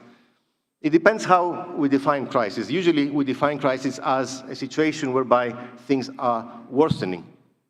But if we are to take this definition, this graph on the left-hand side, which shows all countries in the world with data during the last 10 years, unfortunately most of that data is actually before COVID, shows that African countries are those that are making the fastest progress. That's very important. But there are also 3 caveats. The first is that this evidence only comes from a very relatively small number of countries. Francophone African countries that have taken part in assessments in 2014 and 2019. And there's some reason not to be fully confident whether the progress they have captured is actually reflecting reality. So it's important to have a caveat. Maybe it's true, but maybe it's not. The second is that there are very few data points. Only 1 in 3 African countries have some information on the level of learning at the end of primary education. Only 1 in 4 children in Africa do we have enough information on their progress, so with at least 2 data points since 2015. That's a very, very small number, and it gets even worse if you look at the map, which refers to early grades, basically foundational learning, where, as you see, most countries are red. That means they have absolutely no evidence. And this is a failure to deliver a global public good that all of us here in this room need to take some responsibility solving, because if you cannot solve this problem, then more complex problems of development will not be possible to solve. The African Union has taken an initiative, has decided that there should be a common assessment framework to which the continent's cross-national and national assessments should be anchored so that countries can make progress with much more confidence. The third, of course, and that's why we tend to refer to learning crisis, is that, as you saw on the left-hand side graph, all African countries are practically to the left-hand side of the graph. That means they are below 25% of students achieving minimum proficiency in reading and mathematics at the end of primary. And I'm going to elaborate that with the next graph, which shows some evidence on level. I mentioned before that there is very limited evidence since COVID, but the UNESCO Institute for Statistics has worked with a number of countries through its assessment for minimum proficiency level, the AMPLE survey, and that gives us some interesting insights. These are 6 countries from 2021 and 2023. On the left-hand side, you see mathematics. We should also praise all countries for having taken part in these assessments. You see that maybe here, at most, 2 in 10 children achieve minimum proficiency in mathematics. In countries like Senegal and Kenya, more than that. In reading, learning outcomes are much lower, and that's, of course, the concern that we're here gathering for. About 1 in 10, really. We're pushing it if we consider a few more countries like Kenya that have done more progress than that. And you see also from the graph the massive gaps between urban and rural areas. And this is actually much lower, not compared to the global aspiration of all children learning, but even your own national aspirations. The left-hand side graph shows the targets that you as countries have set in the national SDG 4 benchmarks for minimum learning proficiency at the end of primary school. And you see that countries in Africa, at least those that report and have targets, started from a 31% rate, even a bit higher than the 2 in 10 that I mentioned, and aspire to be to 57% by 2025 and 67% by 2030, 2 in 3 children. But the progress, and in this case we do record a progress, the one that I mentioned we need to delve more into, is much, much lower, much below the national aspirations. That's very important. These are the national aspirations that this graph is showing. The same is also true on the right-hand side graph with early childhood education participation, where Africa is one of the regions that has noted progress more than other parts of the world, but is still lagging well behind the national targets that countries have set. Let me quickly move to the last 2 slides. A slide on quality indicators. The percentage of trained teachers is, of course, one that is quite contested because we don't have quite yet a consensus on what exactly we mean. But even with the imperfect information that we do have, you see here that in recent years there has been no progress. In fact, in the last 2-3 years there has been even been a decline. There are more than 1 in 3, 36% of teachers are not qualified in Africa. And that's, of course, a major concern because if countries cannot even meet their own national definitions of what it means to be a trained teacher, you can imagine what it means in reality with the more sophisticated qualifications that we expect teachers to have to achieve improvements in minimum proficiency in foundational learning. The second graph is about language of instruction. Here, I make an exception. I compare Africa with Latin America because these are the 2 regions from which we have information. You see, of course, that in Latin America, practically every student is being taught in the language they speak at home. in Africa, among these Francophone countries that you see here, only 16% do. And what is particularly interesting, you see an increase in the last few years in the percentage of students who are being taught in the language of instruction. Does this mean that your efforts to introduce home language in primary grades are successful? Unfortunately not. What this message means is that urbanization, intermarriage, it means that children are much more likely to speak French or English and therefore being taught in these languages. There's often a talk about decolonization in curriculum in Africa, but I think it is important to note that there is no progress on the language of instruction, and if that is not solved, we will be still here talking about foundational learning for many years to come. And textbooks is a parameter of that. Unfortunately, still 3 children share a textbook in primary education, probably more in early grades. That's a problem we have not been able to solve, and it's a call for all of us to find a solution as soon as possible. School feeding has been a new indicator in the SDG agenda. In the median African country, 27% of primary school students are being covered by a school meal, and of these programs, governments fund 42%.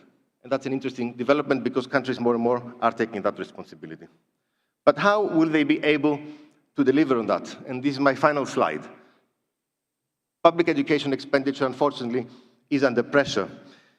These 2 graphs show the trend in 2 ways in which we commonly define public education expenditure as a share of gross domestic product and as a share of total public education expenditure. You see the graph split between low-income countries and lower middle-income countries. And you see that in low-income countries, there has been an increase recently in both terms, primarily in terms of GDP. But that's not surprising. Since 2015, there are 24% more students in schools and universities in Africa it's an incredible amount of progress in terms of numbers, so it's inevitable that spending needs to grow. But in lower middle-income countries, where enrollment has also grown by 8%, you see a rapid decline in the share of education in GDP, and especially in the share of education in the budget. There has been a decline of between 1.3 and 1.4 percentage points. That's a massive deprioritization of education, and we know that a driving force for that is, and that's a topic that we discussed at the Education Finance Watch, a joint publication with the World Bank, is the pressure from debt service payments. We don't think we're yet in the stage where countries were in the 80s and the 90s, but on current trends, in 7 years, we might be at the same level if we don't take sufficient action. With that note, I'd like to close my lightning talk and remind you that the hashtags for the 24-25 Global Education Monitoring Report is Lead for Learning, and it's a call for all of us to lead for learning. But we also have made a commitment in Africa to the children who are born to learn. This is the hashtag of the Spotlight series. We just completed the 2nd series, which was launched in the AFTRA conference in May. It focused on primary mathematics and the curriculum and alignments with the textbooks and assessments. The last cycle will focus on leadership, on instructional leadership, how our country is going to prepare their school leaders and their system leaders to focus on foundational learning. We're going to be focusing on Morocco, Cote d'Ivoire, Cameroon, Kenya, and Zimbabwe. But all countries are welcome to join this publication and share their own experiences of how you're making progress in that field. Thank you so much for your attention and for the invitation.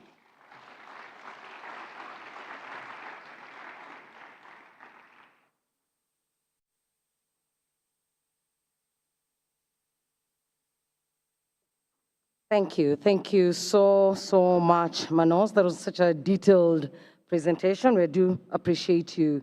And as I said earlier, that preceded a panel discussion, and some of what Manos has shared will appear or be touched in the conversation that we're going to have once I introduce the panelists. I would love us to go online and share what is happening in this room. As I said earlier, not everyone could be here with us, but they would love to know what is happening. And for that reason, let's use the hashtag AfricaFlex2024. Africa Flex, it's been displayed over and over. It's Africa Flex 2024. I was scrolling through some of the comments that have come, and I saw Shepi Macheng saying, quoting Dr. Benjamin Piper earlier. She said, he emphasizes the need to bridge the classroom and systems levels to strengthen foundational learning. Shepi says, I couldn't agree more. Understanding what teachers do is key to shaping effective policy. And there are lots of teachers and students that are online following the proceedings. We do appreciate you for staying tuned to Africa Flex 2024 on Rwanda TV, which is broadcasting the event live. And please follow hashtag Africa Flex 2024. Now, transitioning into the next item on the agenda, a panel discussion on education leadership. And the title of this panel discussion is Scaling Foundational Learning, What It Takes and What Works to End the Learning Crisis in Africa. Once the conversation starts, please take notes because I'm sure you'll be given time to ask questions and comments as well. And to take us through this discussion, I would love you to join me in welcoming forward Director, Education and Adolescent Development at UNICEF, Pia Brito. Let's put our hands together.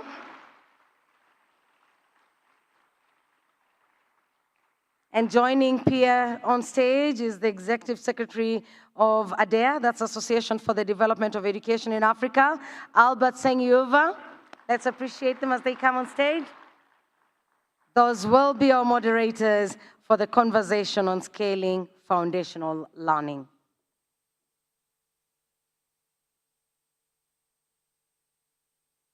So wonderful to be here. I have to speak into the mic so you can all hear me. Good morning, everyone. It's just so wonderful to be here. What an energy, what an excitement. And what a warm welcome. Massive thanks to our minister from Rwanda. What an amazing speech and inclusive welcome to all of us. As we start the panel, I just want to remark on something from this morning.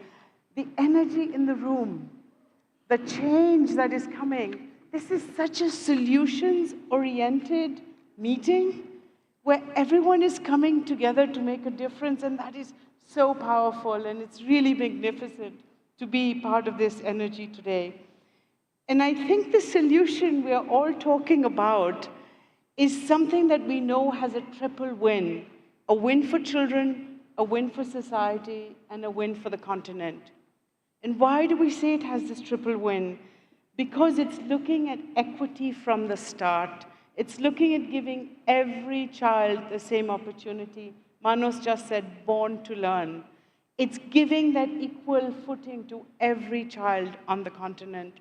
And it's also leveraging the demographic transition in the continent to actualize the dividend. Because the demographic transition can just remain a transition. But by investing in the power of learning, the way we've talked about it, can become a demographic dividend. And I was very inspired by the words of the First Lady, Mrs. Kagame, when she said, all of this goes with character building.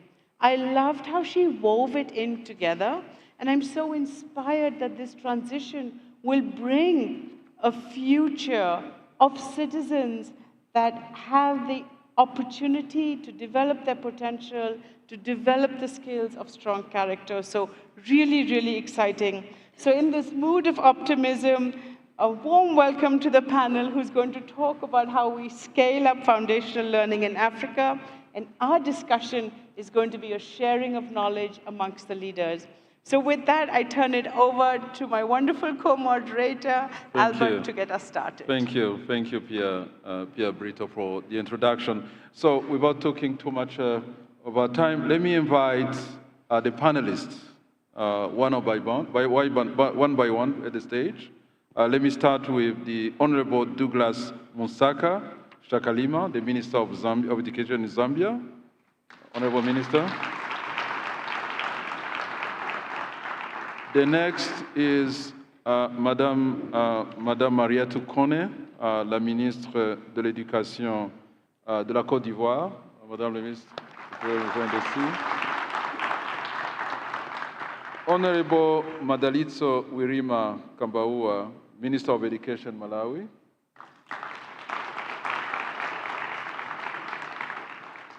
The Honorable Joseph Sengimana, Minister of Education of Rwanda. You can have it. Dr. Ben, you are the star of the day, as I can see. So please come back again, the Director of Global Education. Last but not least, Ms. Natasha Domarken, Deputy Assistant Administrator, USA. Welcome. Back to you. Sorry? Should we ask Louis to join us from the World Bank? Who? Somebody? Is there somebody else? No, I have only those. Oh, sorry. I have another list. I don't realize I have another list. Sorry for that. So we have Mr. Louis, and sorry, Louis, Benveniste, Director, Education Global Practice. Sorry, Louis. And then finally, Ms. Ruth Kagia, High-Level Envoy, Global Partnership for Education. I'm looking at.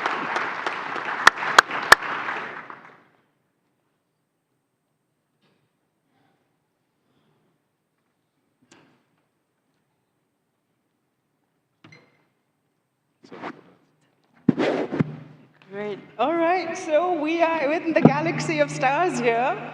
And we have a good time to discuss. So we'll go through rounds of questions and maybe ask different members of the panel to respond to them. So maybe I get started with the first round of questions. And this one is really looking at scaling programs. That's part of our title. We want to go to scale. So to talk about scaling, for this question, I would very much request the Honorable Minister of Education from Zambia, Cote d'Ivoire, Rwanda, and Malawi. And I know we have a strict timekeeper, but in the 3 minutes that each of you have, it would be brilliant to hear what is the core element of what you've implemented in foundational learning that has gone to impact. And if there was one critical lesson you wanted to share, what would it be? And please feel free to highlight challenges or share experiences that would be of benefit to all. So anybody could start. We could start with the host. And then move forward. Thank you, moderator. At the expense of repeating myself, because yes, this is the same audience I was talking to on our catch-up program, which is also called Teaching at the Right Level. I'll say briefly about that. So that we get to have our teachers, already employed teachers, who segregate apart from the usual teaching hours. They group the children where in sessions, if you are in grade 3 or grade 1, grade 2, 5, if you can't read and comprehend the numerals and literacy, you are grouped together as before the part of the real lessons. And this has worked very well for us, and I think that numerous levels and literacy levels actually increased after 30 hours of teaching. So it is working for comprehension and numerous. We also have what we call Let's Read initiative. So this is dedicated for just how to make children read and comprehend what they are reading. We also have primary literacy programs, which also has worked for us. A challenge is that the kids, the teachers, are those that are already in employment, but we also do training for them on how to teach at the right level. And so now we are scaling it to go and deal with the colleges themselves so that the methodology is used so that a teacher right from college is able to teach at the right level, to know the methodology. And that was just our challenge. But I think we are now scaling it out. We do this thing in 9 provinces out of 10 provinces. Wow. Mind you, just in 2021, we employed 30,000 teachers. More than 25,000 teachers were early childhood as well as primary. Because we had forgotten about, we were concentrating on, and it is nice that the World Bank has now come to our help on foundational learning. Because in the 60s and 90s, the concentration was at secondary schools. But we all knew to say that I've been a lecturer for 30 years myself. And at some point we were being accused that you are now producing half-baked graduates. And I said, where is the problem? It means the foundation was raw. So you cannot blame the end user. Let's blame where they came from. And this is why we are now trying to catch up and put more money in foundation. And this is why my president is now a champion of early childhood education. Because we understand if we don't have a good foundation, then we are gone. I know time is up, but let me just conclude by saying one thing. Minister of Education in Rwanda, 2 days ago I went to the memorial, please forgive me. And then I've been here to the memorial, but genocide memorial. I've been there several times, but this time around I listened to a video. And at the end, it said this, and I'm going to coin this, using now our Africa Learning Exchange. It stated as follows: if you cultivate hatred, hatred will grow. If you cultivate love, love will grow. What lessons did I learn out of this? If you cultivate foundational learning, upper learning will grow. That is, primary will grow, secondary will grow, college will grow, TVET will grow, university will grow. This is my take out of a sad thing that happened 30 years ago. Thank you. Thank you. Wow. Thank you so much. Thank you. Maybe then we turn to Minister Kone from Côte d'Ivoire. Merci. Allô? Voilà. Merci beaucoup. Pour la Côte d'Ivoire, je voudrais dire que suite à la crise des apprentissages que notre pays a connu, on l'a su, ça a été mis en exergue par le PASEC en 2019. Nous avons expérimenté plusieurs approches afin d'y remédier. Et parmi les approches, il y avait le programme d'enseignement ciblé, il y a eu le programme d'amélioration des services éducatifs, etc. Et l'évaluation de ces différents projets nous a permis d'obtenir des résultats probants, dont premièrement l'amélioration de l'accès aux préscolaires et aux primaires, deuxièmement l'amélioration des acquis des apprenants et des enseignants, et l'amélioration des pratiques pédagogiques des enseignants. Nous avons fusionné tout cela en un seul programme pour en faire un programme national d'amélioration des premiers apprentissages scolaires, en abrégé PENAPAS. C'est une importante réforme qui vise à renforcer les compétences en lecture, en écriture, en mathématiques dès les premières années du primaire. Et notre objectif, comme je l'ai dit tout à l'heure, c'était d'unifier ces pratiques efficaces dans un seul programme à déployer sur l'ensemble du territoire. Alors le PENAPAS, qu'est-ce que c'est? C'est un programme qui s'articule autour de 4 grands piliers. Le premier, c'est la mise à disposition de supports pédagogiques adaptés. Le deuxième, c'est la formation inclusive des enseignants. Le troisième, c'est le suivi de proximité. Et le quatrième, c'est la gouvernance participative. Le PENAPAS en Côte d'Ivoire cible 2 objectifs: la préparation des enfants du préscolaire et du CP1 et le renforcement des compétences de base en lecture et en mathématiques pour les élèves du CP, du CE et du CM.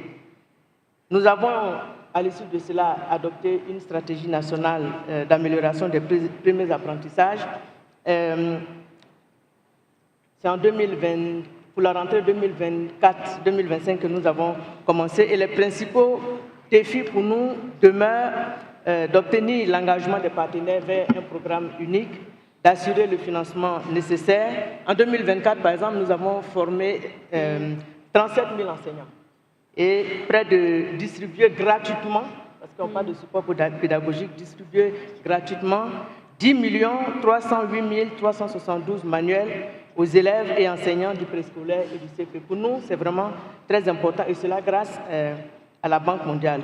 Et pour s'assurer du progrès, nous avons un dispositif de suivi et évaluation qui est mis en place, qui comprend des plateformes collaboratives de suivi et de reporting, qui comprend des évaluations des acquis des élèves et des pratiques pédagogiques des enseignants, et qui comprend également des études spécifiques, et enfin la participation aux évaluations internationales. Comme principale leçon rapidement que je peux citer, il faut une vision claire, un engagement précis du gouvernement à tous les niveaux. Il faut également un alignement des parties prenantes, l'adhésion et l'implication de tous les acteurs, des syndicats, des partenaires techniques et financiers, définir des priorités, je crois que ce matin Benjamin en parlait, définir des priorités, des approches pédagogiques bien choisies de manière transparente. Pour nous, cela facilite l'appropriation par toutes les parties prenantes. Il faut un financement adéquat et durable qui soit basé sur des mécanismes innovants et en la matière, nous avons expérimenté 4 mécanismes dont je parlerai peut-être plus tard. Et il faut également un système de suivi et évaluation qui soit robuste pour accompagner la mise en œuvre, pour ajuster le programme et pour mesurer le progrès. Merci. Merci. Thank you so much, Minister Kone. Thank you. Thank you very much. Very, very valuable experiences shared here. May I call on His Excellency, Minister Sengimana from Rwanda, please, to share your reflections. Thank you very much. I think my colleagues have captured quite well some of the challenges and how they tackle those challenges. I think for us, we wanted to first identify what was the challenge in the first place. We have come to realize how important it is to focus on foundational learning because, as the Honorable Minister from Zambia said, if you take care of this, everything else follows. And so one of the things we realized that we had far too many kids in the classroom for there to actually learn. And so we embarked on a program to build enough classroom to reduce the size of the classroom. And so between 2019 and 2021, we constructed more than 22,500 classrooms, including pre-primary and lower primary, to reduce the student per classroom ratio. And so what that helped us do is to give these kids a fighting chance. And we realized that that must be coupled with increasing the number of teachers. So we established within our teacher training colleges programs that are targeting training teachers on how best to deliver the training at that level of schooling. Just as an example, 43% of our teachers in lower primary were hired in the last 3 years. And as it was in time for utilizing the infrastructure that we had actually invested in. We also realized that previously the teaching career wasn't very attractive. So we're not getting the brightest and the best student in that space. So we put in place measures to reverse that. So for instance, we prioritize our teacher training colleges to ensure that they are the ones that get the technology first before other colleges. Wow. Secondly, we ensure that the fees that the student pay at the teacher training colleges is the lowest. And lastly, is that when they go out and teach for 3 years, and if they continue to go to universities, their loans, student loans, are actually forgiven. That means that they will do their education at the university level free of charge. And so it is one way to attract the best teachers in teaching. And we have seen that pay off. We are seeing now kids fight to get into TTCs, where before it was a war to get them into TTC. So that's one thing we want to double down on and make sure that we're building on that. And we also realized that another challenge was salaries of teachers, as I mentioned in my opening remarks. And what we did is we increased salary at a substantial level the primary teachers were actually, the salaries went up by 80%, where the secondary were about 40%. So it was significant enough to make a difference, but was it enough? It's never enough, right? We still need to do more in that space. And so we want to find ways that go beyond salaries. How do we provide other benefits? I mentioned the Umwalimu Sacco, for instance, because we want to make sure we increase the attractiveness of becoming a teacher, because the teacher is the vehicle to actually instructing or educating the students. Thank you very much. Wow, thank you. Thank you so much, Minister Sengimana. A very, very practical, concrete ways for scaling up. Love that. May I request His Excellency Minister Kambua from Malawi to please. Thank you. Understanding the importance of a strong foundation in the basic education, in Malawi, our vision is very straightforward but ambitious: to equip every child with foundational skills necessary for success, which will in turn drive both our nation's and Africa's prosperity. First and foremost, we decided that we should all be aligned and rally behind a common strategic goal to transform foundational learning. In this regard, what we've done is, one, we've set up the National Foundational Learning Steering Committee, which is now part of the official education sector governance structure. Development partners, industry, civil society, and departments are all represented and expected to actively contribute. Number two, we developed a 5-strand foundational education strategy we call SAFES, which is a data-driven approach that involves all stakeholders to increase learning outcomes to at least 79% by 2030. Number three, we have prioritized investment in early childhood learning based on research done by the National Planning Commission and the Early Childhood Costing and Financing Study. This has led to the decision to introduce a preparatory class in every public primary school across the country. Four, to demonstrate true partnership around the strategies, the five that I mentioned, all development partners and relevant government ministries agreed on the key interventions to be implemented through the Global Partnership for Education, GPE, Partnership Compact for Malawi, mobilizing over $90 million to fund implementation of the FLN strategy. Ladies and gentlemen, as we speak, we have major complementary foundational learning programs going on in Malawi with support from our development partners, including the following: to review of the national curriculum. We are developing a curriculum for the preparatory class in primary schools with support from UNICEF. We have launched the new national mathematics curriculum. We continue to expand the national reading program through the Next Gen initiative with support from USAID. We are refining our national assessment framework to ensure better alignment and accountability under the leadership of the Ministry of Education. My ministry is also expanding school infrastructure using a cost-effective model, like we learned in yesterday's session, that will see almost 11,000 classrooms constructed by the end of next year, 2025, with support from the World Bank.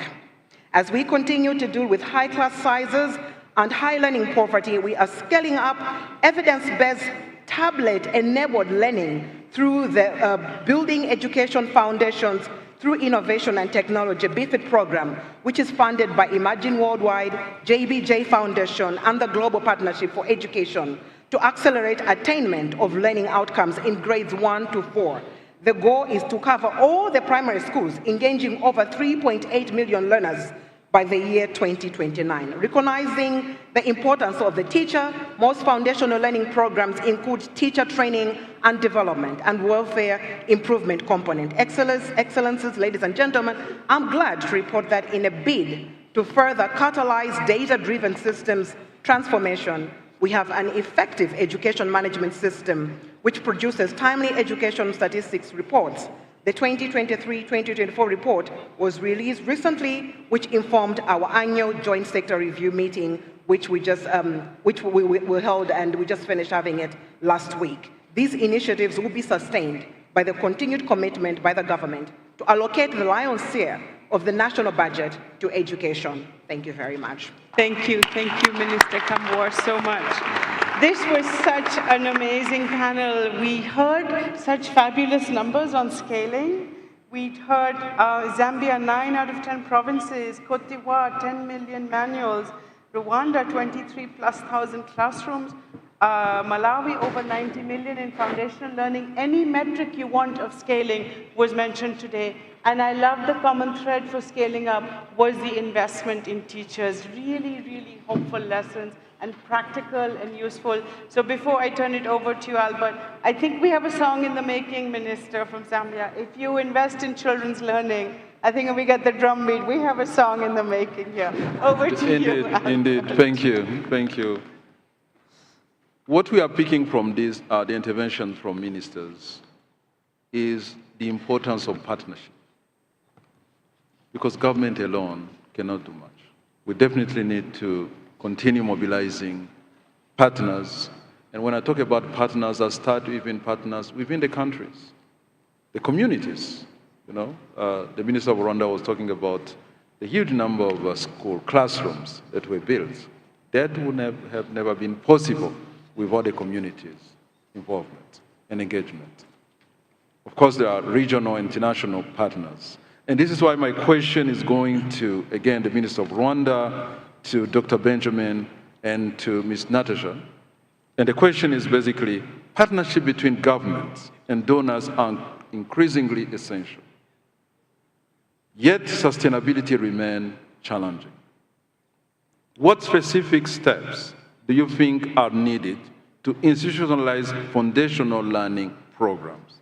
How can coordination between government and donors be strengthened to achieve more sustainable outcomes? And I will start with you, Benjamin, if you allow, because I'm picking from the 5 key areas that you already shared this morning. And I want to hear the role of the GATE Foundation in supporting sustainable, institutionalized foundational learning programs and how they align with government goals. Thank you so much. 3 quick things. First, I really am excited to hear the progress that the ministers have made on kind of policy level engagements to make it easier for teachers to teach, to have teachers incentivized to teach, to be able to have the support around the catch-up and structured pedagogy programs. I have one suggestion, which is to simplify. I think if we're worried about sustainability, Albert, one of the challenges, it feels complicated to many teachers if we don't reduce the complexity of the task for those teachers. I would rather have all of the teachers on the ground implement a program that is decent than have a very small percentage implement the perfect program. You might not agree with that, but I'll say it again because I want you to think about it. I would rather have almost all of the teachers implement a simple program than have a small percentage implement a very complex, perfect one. And I think about going to scale, many of the challenges of scale are because the interventions were too complicated and too much additional work for teachers. I was in a country 2 weeks ago and interviewing teachers about the program. The best thing I heard was that this program makes my life easier. So what's the thing you could do that would simplify the program so teachers see it as easy? Point number 2, maybe it's obvious, but I want to say it. I feel like sometimes donor-funded programs are completely off budget and completely off the planning cycle. And that's a problem, because if we want to institutionalize, integrate, how does this intervention align with the policy and planning and budgeting process? And shouldn't there be a task to make sure that this interventions, I heard about BFIT and others, how do we make sure that those are coming on budget, coming as part of the planning in the normal process so that it has a possibility to scale, and so that I don't get a very mean card. I'm going to give my 3rd one quite quickly, which is data, and data for management. How can we capitalize on some of the strong experiences we've had in Kenya and Ghana, where there were electronic systems for data management that went not just at the policy level, but down to the classroom, so that a minister here, a minister there, could have on your laptop, on your phone, some analysis of the program quality, implementation fidelity, region by region, and in addition, learning outcomes, region by region. That technology exists. It's being able to link that to the actual decision making. You have a steering committee on foundational learning. What about a world where the steering committee on foundational learning, every time it met, had an electronic system of data that could compare regional quality of implementation as well as learning outcomes, so you could better manage and supervise your programs? So how do we simplify? How do we put things on budget? And how do we make sure there's data that leaders can use? Thank you. Thank you, Ben. Thank you. Now, let me go to Ms. DeMarcan. How does USAID encourage long-term collaboration models and their success in institutionalizing education initiatives? The floor is yours. Thank you very much. Can I check that folks can hear me? Okay, thank you. And thank you for the question. I think USAID has, as folks know, a very long history of working together with governments to support foundational learning. It was a little over a decade ago that USAID made a strategic decision to focus our investments on foundational learning and specifically on literacy. And so we've had the benefit now of looking at those investments and what they have been able to achieve over time. For us, when we made that commitment, it was immediately a commitment to both impact and scale. I think many folks have been on the same journey that we've been on in committing to measuring learning outcomes, to impact, and also to doing that for all children across many different countries. We've been very proud over the last 10 years to work in over 50 countries to support foundational learning. So we've learned a lot along the way, including about how to institutionalize, what's important to institutionalize, and also how to achieve impact. On the institutionalizing, I want to go back to something that Dr. Piper said earlier, where he said that many of our approaches either focus on systems or on classrooms. I think that it's very important to note that if we're looking at institutionalization and if we're looking at systems, if we're looking at scaling, then the systems themselves have to be a priority. And so investment in those systems, whether that's at the policy level, whether that's at the curriculum level, whether that's developing high-quality materials, supporting teachers, providing all that wraparound support to teachers that's essential to help them to succeed in the classrooms, that investment remains critical. And it remains critical, of course, not only for our government leadership, but also for all partners who are working to support them. So that is number one on our side. We have learned along the way that we need to take a long time frame when we're looking at when we're looking at institutionalization or at scaling. We've had the benefit now of supporting programs focused on foundational learning over several generations. And so we've been able to see that as we increasingly go on, we're able to learn lessons, we're able to improve the quality. What we've seen in the second generation, third generations of programs that we've been able to support is that they're able to reach larger numbers of children at lower cost, and that the investments that we make that follow previous investments that have built those core foundations for the foundational learning, that they achieve better learning impact for students. So with that, one of the things that we know is the iteration. That would be the second thing that I would highlight, is the iteration, the willingness to prioritize evidence, to prioritize data, to prioritize how we build those, how we learn from them, and how we adapt to them. When we think back to where we started, where we were trying to build very much on the evidence about how do children learn to read? What are those proven effective approaches, whether it was the structured pedagogy, whether it was the appropriate language of instruction. Those were the starting points. But based on iteration, based on learning over time, we've added so much more than where we had been. We've built the evidence on teaching at the right level. We've increasingly understood the importance of investing at the early grades, at the pre-primary level, in order to be able to support foundational learning. We've learned about the importance of differentiated instruction. We've also really expanded not only to pre-primary, but to pre-service teacher training. And I'd be remiss if I didn't also say that we've learned along the way to recognize certain elements of foundational learning and instruction that we didn't sufficiently acknowledge at the beginning, including the importance of disability inclusive approaches, and also the importance of those essential skills that the First Lady mentioned this morning. So with that, the last thing I would just say is, commitment, commitment, commitment. We recognize the incredible commitment that is represented here in this room, and sustaining and achieving scaling, all of those depend on commitment. We've come 10 years. We need to really be looking at sustaining everything that it takes to sustain that commitment for the next 10. Thank you. Thank you, Ms. Natasha. So back to you, Minister Joseph. We heard from Dr. Ben. I think there were three important points that Ben brought up. The issue of simplification, the issue of alignment, and of course, the emerging issue of data.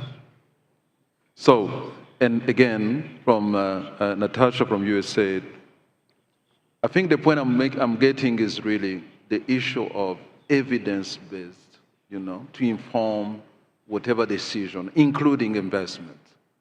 And I recall a couple of years ago, GPE has really promoted this idea of stimulating investment in education and foundational learning, and making sure that country tech leads. Donors bring support. Donors will never replace governments. Government will still be leading, being a foundational learning in any other area. So I'm coming back to you now to try and understand how the government's approach to integrate donor-supported program into the national education framework. Thank you very much for that question. I think the explanation you just gave is actually part of the answer that I would give to your question. The fact of the matter is that we need to look at partnership as an opportunity to collaborate, not as an opportunity to outsource our leadership responsibilities. The task of educating our children. Thank you. The task and the responsibility of educating our children lies with us, the government. What the donors do is to support and partner with us in enabling us to accomplish that is our responsibility. And I think in a lot of time when we do not live up to that premise, we run into issues because the donors' priorities might not necessarily match your priorities. So it's imperative that when we engage our donors, we also facilitate that task by indicating where is our effort, what is the responsibility, what is the priority that we're trying to accomplish, and therefore they can map how they intervene to support the work that we're doing. So I think that's one thing that I would just point out right off. So I think that with that, we would have more effective partnership and we would actually increase the impact. The second thing I'll point out is that we need to be creative on how we actually invest in our education. The days of saying that the World Bank is going to come and build your schools and give you teachers and you're just going to harvest the reward, they're all gone. They're long gone. You have to partner with the World Bank and you have to work with them. So I gave an example. We built the schools, 22,500. It was a partnership with the World Bank, but the government was responsible for 50% of those schools. And within that 50% of the schools, the communities actually participate in the construction of those schools. They donate their labor, so they had a stake in it. I think this is what I mean by being creative on how we invest and how we fund our education. And I think this is the kind of thinking that I think we need to start applying and implementing if we are going to be able to deliver on our commitment. Thank you. Thank you. Thank you. Thank you so much. Thank you so much. Again, Ben, Dr. Ben, I'm happy to hear then the issue of prioritization coming up again, which I think is so important. Partnership cannot sustain without prioritization. I think that's what and the prioritization comes from, of course, the government. I also reflect, Minister, the issue of homegrown solutions. Was this community's engagement about the homegrown solution, which I think are equally important. Back to you, Pierre. Thanks, Albert, so much. And really, what a fabulous panel. Aren't we having fun? I'm just loving hearing all these amazing, amazing answers. Yes. Thanks so much. So we're going to move into the question of data-driven accountability. And our opening call this morning from the President of Zambia was looking at robust accountability mechanisms. So let's unpack that a bit. And to do that, our panelists for this is dear friend Luis from the World Bank, Ruth is here from GPE, and Our Excellency, the Minister of Education from Malawi. So the question we want to address here is that it's about data and the role it plays in tracking learning outcomes, but also for ensuring accountability. So how can countries enhance data use to make evidence-based decisions so that we really improve outcomes, and how can development partners support this?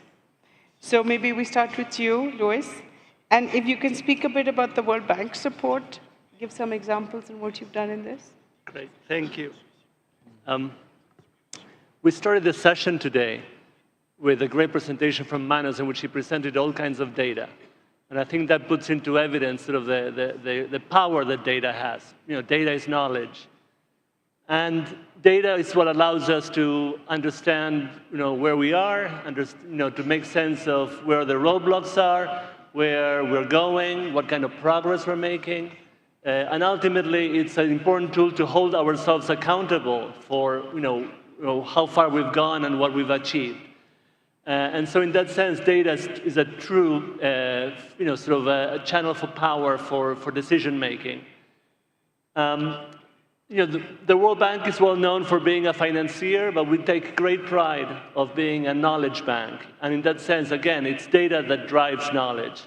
It is data that allows, what we're all here today to do a learning exchange. It allows us to identify what are the lessons learned, what it is that we can do better, and how we can actually sort of up our game.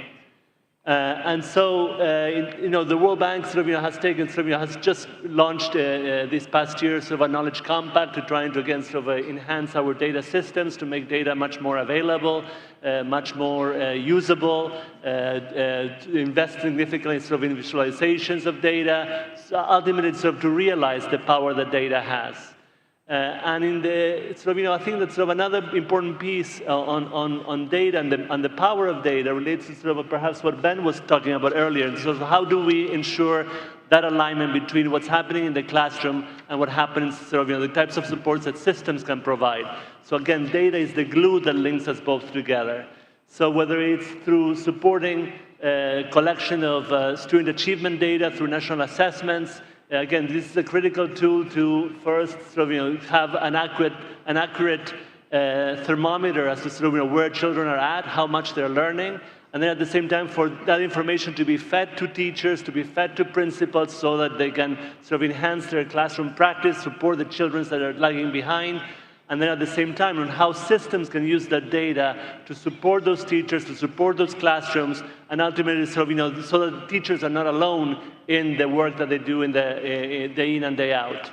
And so the bank has launched a program that we call ALMA, which again, sort of, given sort of the dearth of data in Africa, as Manos had mentioned, 1 in 3 students lacks, only 1 in 3 students have data on their learning achievement. So to expand sort of the number of countries where we have accurate, timely data on student performance. At the same time, I think sort of in recent years we've developed a tool that we call Teach, which is a classroom observation tool that is, again, it's meant to be sort of an instrument to being able sort of to measure the day-to-day sort of services of that, how teachers perform in the classroom, how to, sort of to use it as a reflective tool to understand sort of the types of interventions and behaviors that sort of are most conducive for promoting that teaching and learning process. We've trained more than 500 enumerators in more than 30 countries. We have data from all across the globe, and we're about to launch a report that again looks at sort of cross-country analysis of how teachers perform in the classroom in the hopes that, again, that information feeds back into their practices. And then finally, so let me talk about sort of, again, systemic level data. It's how to marry bits and pieces of different types of data, student achievement, teacher behavior, principles, views and perspectives, availability of teaching resources, conditions of infrastructure and classrooms. Again, so how through an instrument that we call the Global Education Policy Dashboard, again, so we can look at all of this collection of data together, and we can use that to, again, so to assess how systems are supporting teachers and students in realizing the potential of education and learning. Thank you, Louis, for sharing that. What a plethora of tools, super, super helpful to have. A round of applause for the World Bank on this. And what you said, let's use data to hold ourselves accountable. This is really key. I'd love to turn to Ms. Ruth Kagia now from the GPE. And if you would love to, could share with us some of the data-driven approaches and challenges potentially that the GPE is promoting. We'd love to hear from you. Thank you. Thank you. Before I respond to your question, let us just remind us all that we are at an inflection point. On one hand, I'm looking at this gathering, listening to the conversations going on, and comparing it to the discussion last year, and it is like night and day. The level of energy, the level of ownership, the leadership from the governments. We have come a long way in 12 months. At the same time, we are also seeing green shoots of success that have been highlighted by the ministers here and were highlighted yesterday. So something is happening, but we're in the middle of a crisis. We have a crisis of learning. We have a crisis of deprioritization of education. We have a crisis of regression in terms of children getting into school. How are we preparing the 1 in 4 Africans that are, the 1 in 4 people in the world that are going to be African by 2050? How are we going to make sure that 1/3 of the global workforce that will be African by 2050 has the skills, the expertise, the resilience to lead the world? We cannot do it with the data that Mano demonstrated. So even as we look at what is working, and a lot is working, we need to say, how do we create a tide that lifts all boats? How do we make sure that if the culture program is working, and it is working, it is not an isolated example from Zambia. It is a systemic program that African educators are implementing. And we look at these examples not as interesting examples, but opportunities to transform our education systems. Partners are doing very good work. GP is doing fantastic work, if I may say so myself.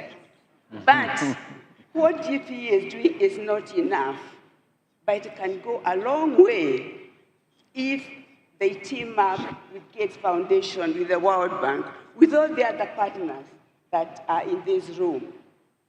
One group of partners that is not here, and Albert has alluded to it indirectly in his intervention, are local CSOs, local researchers, local think tanks.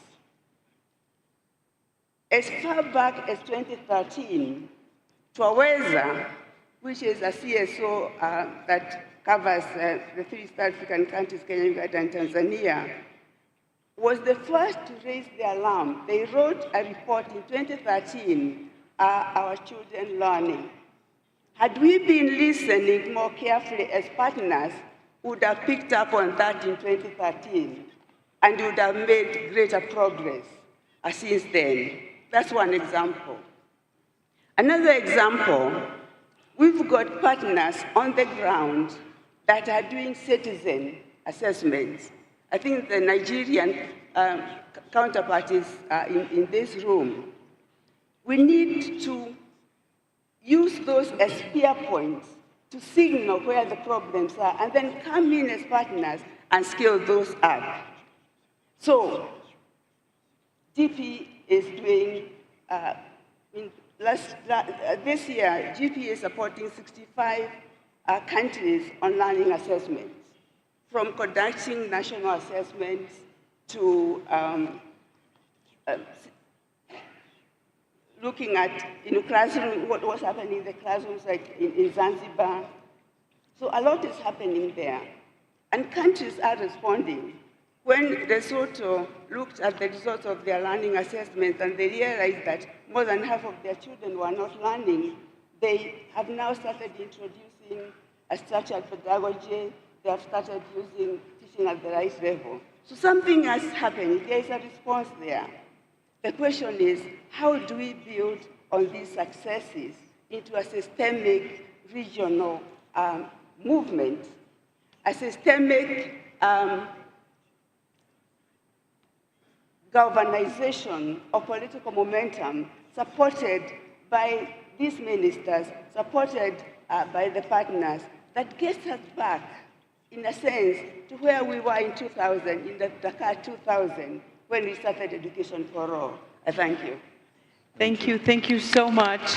And I really loved your metaphor today where you said that between the previous conference to now, it's night and day, but no day is without its challenges. So thank you, that was very wise and wonderful to share. Maybe we turn now to Her Excellency, the Minister of Education from Malawi.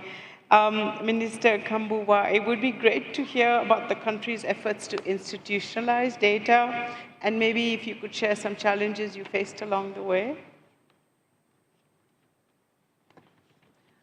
Thank you, moderator. I'm not too sure I got your question right, as there's a lot of echoing on this side.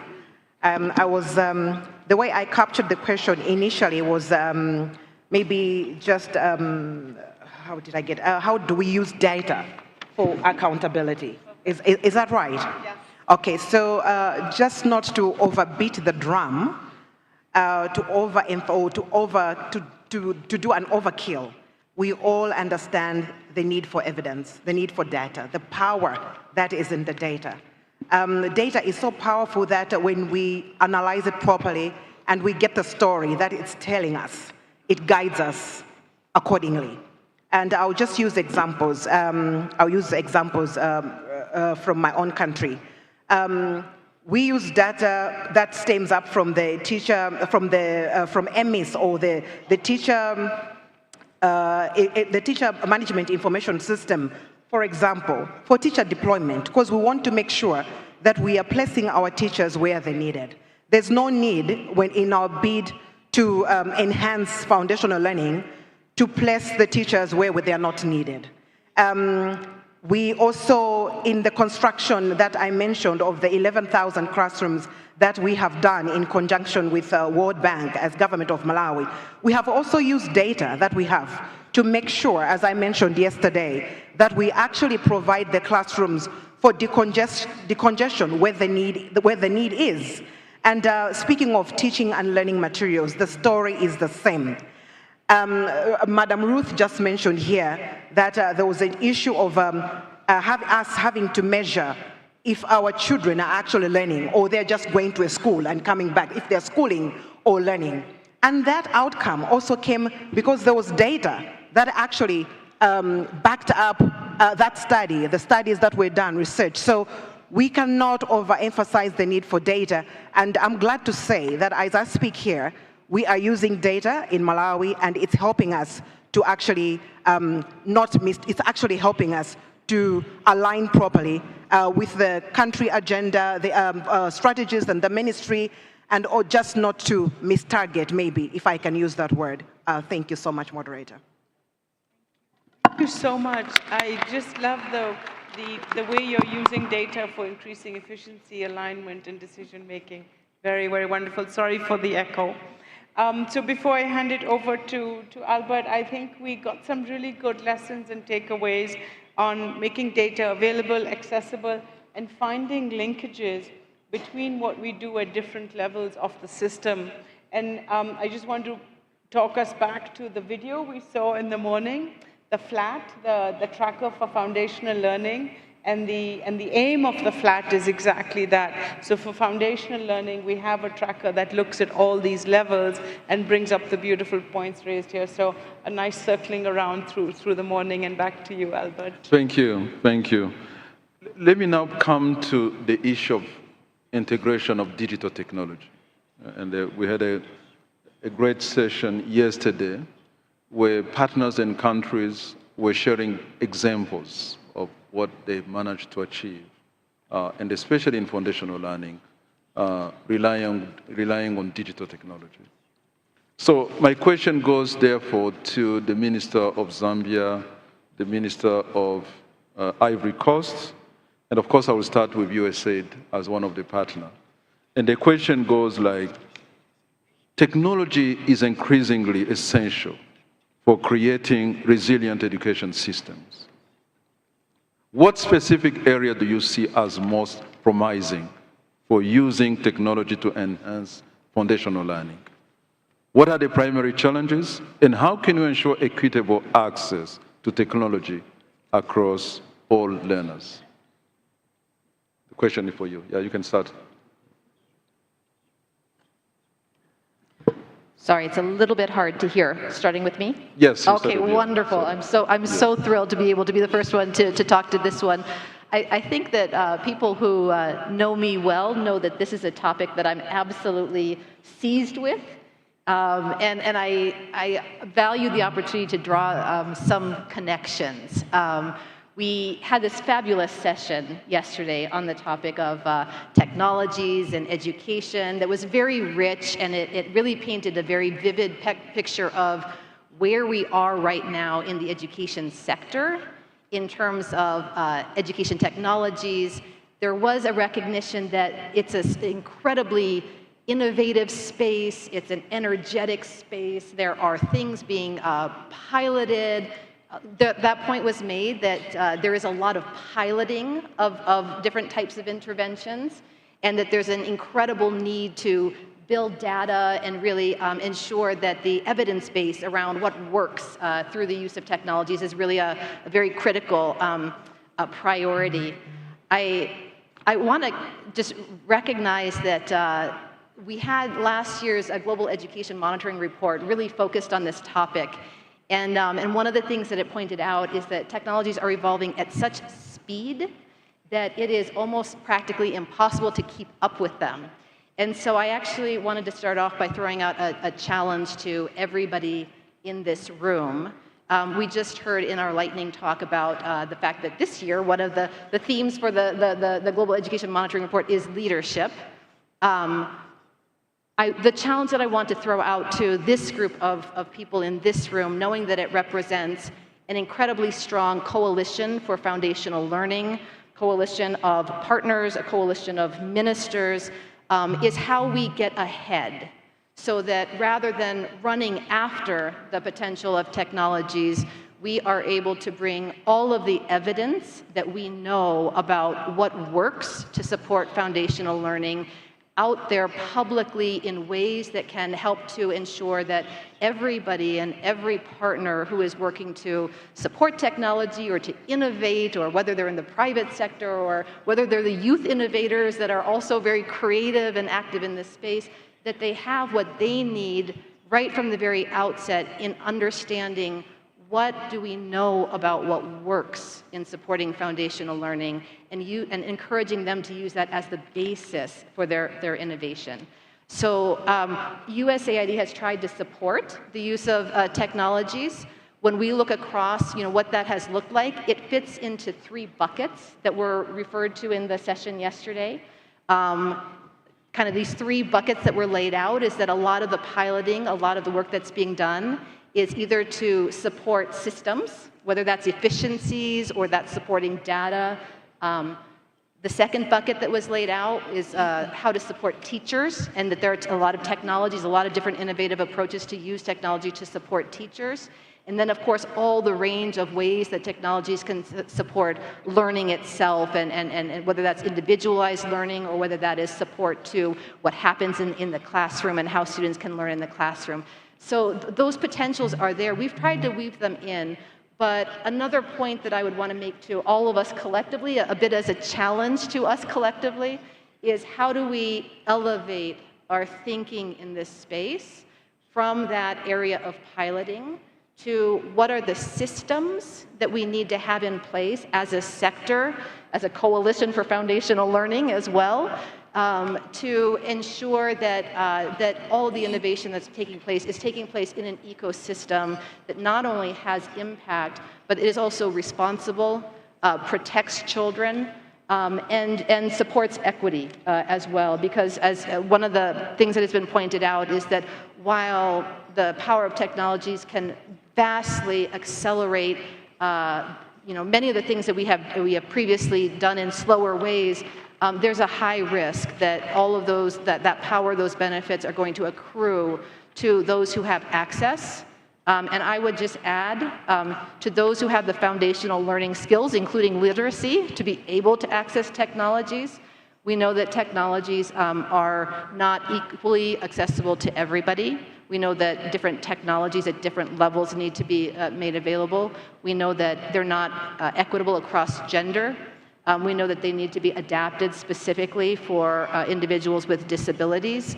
And I would just add, as folks really know where I come from when I talk about language of instruction, but technologies are not equally accessible across all languages at this point. There's huge potential to accelerate work and to accelerate the work that we do in foundational learning by expanding that capacity to work across languages and to accelerate that. But it's very important that we do that. And so as I started right off, extremely excited for us as a group to meet our moment in history, which is to really capitalize, but also provide leadership as education specialists in this space so that we are harnessing that power and directing it just as efficiently as we can to support learning. Thank you.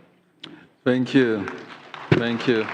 Unfortunately, we are having difficulties with echoes, so we cannot hear. So we're talking about technology. We should at least hear from each other using technology. So that's, you mean the phones? Okay, yeah, probably that can help. Thank you. So the Minister of Mali came out, it's the Malawi. Now I'm taking you to Mali now. So the Minister of Malawi is proposing that we switch off where we don't speak. Probably that can help. We need to switch off the mic when we are talking, when we are not talking. Maybe it can actually improve. Yeah, thank you. Thank you for the idea. So at least what I picked, which I think is very important for you, from you, you have said, you are basically looking at ways in which we can move from project level to system level when it comes to integration of technology and the support that is required, including support for leadership, because the leadership is essential in any of this, what we're saying. And of course, teachers play a very important role. Technology will never replace teachers. It would only support and create a conducive environment for teachers to be able to perform. And of course, the most important thing is how do you connect technology and learning outcome? And this is where the classroom, what happened in the classroom becomes so important. And of course, I agree with many of the challenges that you alluded to. So let me go back now, come back to Ivory Coast. Madame le ministre, la discussion ici consiste à reconnaître le rôle de la technologie digitale qui est de plus en plus essentielle pour créer un système éducatif résilient. On aimerait comprendre, parce que j'ai pu suivre ce qui s'est passé pendant la période de Covid, les efforts que vous avez faits pour garantir la continuité de l'éducation pendant une période de crise. Vous avez utilisé différentes technologies, notamment la télévision, le téléphone, ainsi de suite. Donc, on aimerait que vous partagiez ici certaines initiatives qui ont apporté du succès, mais aussi des défis, parce qu'il y a aussi des défis. Quels sont les défis principaux, notamment en matière d'accessibilité à la technologie? La parole est à vous. Merci. Merci. Merci, merci Albert. Je voudrais, pour la Côte d'Ivoire, en tout cas, partir de 3 postulats que nous reconnaissons tous avec tout ce que nous avons entendu ici. Le premier, c'est que la technologie peut améliorer l'apprentissage fondamental. Le second, c'est que la technologie peut jouer un rôle transformateur dans l'éducation de façon accélérée. C'est d'ailleurs l'une des raisons pour lesquelles, dans les priorités qui se sont dégagées des États généraux de l'éducation nationale et de l'alphabétisation en Côte d'Ivoire, l'éducation numérique est ressortie comme la priorité numéro 4. Mais ça m'amène au troisième postulat, qui est que la technologie ne peut pas se substituer à l'enseignement traditionnel. Alors, 3 domaines technologiques nous paraissent importants. Il y a l'apprentissage en ligne, il y a le soutien aux enseignants, et puis il y a les évaluations. Au niveau de l'apprentissage en ligne, nous avons en Côte d'Ivoire la plateforme Mon École à la maison. C'est une ressource que nous avons héritée de la Covid, justement, Covid-19, mais que nous avons enrichie pour permettre l'auto-formation des élèves du préscolaire jusqu'au lycée et pour soutenir également les enseignants et soutenir les parents. Le deuxième domaine dont je parlais tout tantôt, c'est au niveau de la formation des enseignants, des directeurs d'école et des chefs d'établissement. On peut citer pour la Côte d'Ivoire comme une initiative, l'initiative francophone pour la formation à distance des maîtres, IFADEM, une opération qui a été lancée par l'OIF et l'Agence universitaire de la francophonie, l'OIF et l'AUF. Et cette initiative s'est dotée d'une plateforme de formation en ligne qui intègre 3 environnements numériques de formation qui sont constitués d'un parcours d'auto-formation et d'évaluation théorique qui sont sanctionnés par des inspections pédagogiques et administratives. Alors, pour rejoindre ce que vous disiez tout à l'heure, quels sont les défis qu'on pourrait énumérer? Je pense qu'on peut parler de défis en matière d'équité d'accès. Le premier défi, c'est celui du manque d'infrastructures. Le manque d'infrastructures avec l'absence d'Internet et d'électricité dans les zones qui sont reculées. C'est vrai qu'en Côte d'Ivoire, nous avons l'électricité, mais c'est un défi majeur. Le deuxième défi, c'est celui des coûts élevés en termes de prix des appareils, en termes de services souvent inaccessibles. Le troisième défi, on peut citer les compétences numériques qui sont insuffisantes, le besoin de formation adaptée pour l'utilisation des technologies. Un autre défi, c'est celui de l'inadaptation des contenus avec des ressources non adaptées aux réalités locales ou linguistiques. On a parlé de langue ce matin. L'autre défi, un cinquième défi, c'est les barrières culturelles, la résistance à l'adoption en raison de facteurs culturels ou linguistiques. Ces obstacles que je viens de citer nécessitent des solutions qui soient ciblées, solutions telles que l'amélioration des infrastructures, solutions telles que des programmes de formation, également solutions en termes de contenus locaux accessibles. Et je voudrais juste parler d'un exemple à ce sujet. En collaboration avec l'ONG Bibliothèques sans frontières, la Côte d'Ivoire a lancé le projet BiblioBox dans le cadre du PG Gouv 2023-2025. Et dans ce cadre-là, 14 BiblioBox ont été déployés dans les 14 districts autonomes que compte notre pays, bénéficiant ainsi à 125 000 jeunes en milieu rural et en milieu urbain. Ce sont des médiathèques mobiles et adaptables qui sont rapidement installables et qui offrent des contenus adaptés aux besoins locaux, qui visent premièrement à améliorer les performances scolaires des élèves, deuxièmement à créer un environnement d'apprentissage sûr, créatif et dynamique, troisièmement à favoriser l'esprit d'initiative des jeunes et quatrièmement à renforcer la cohésion sociale.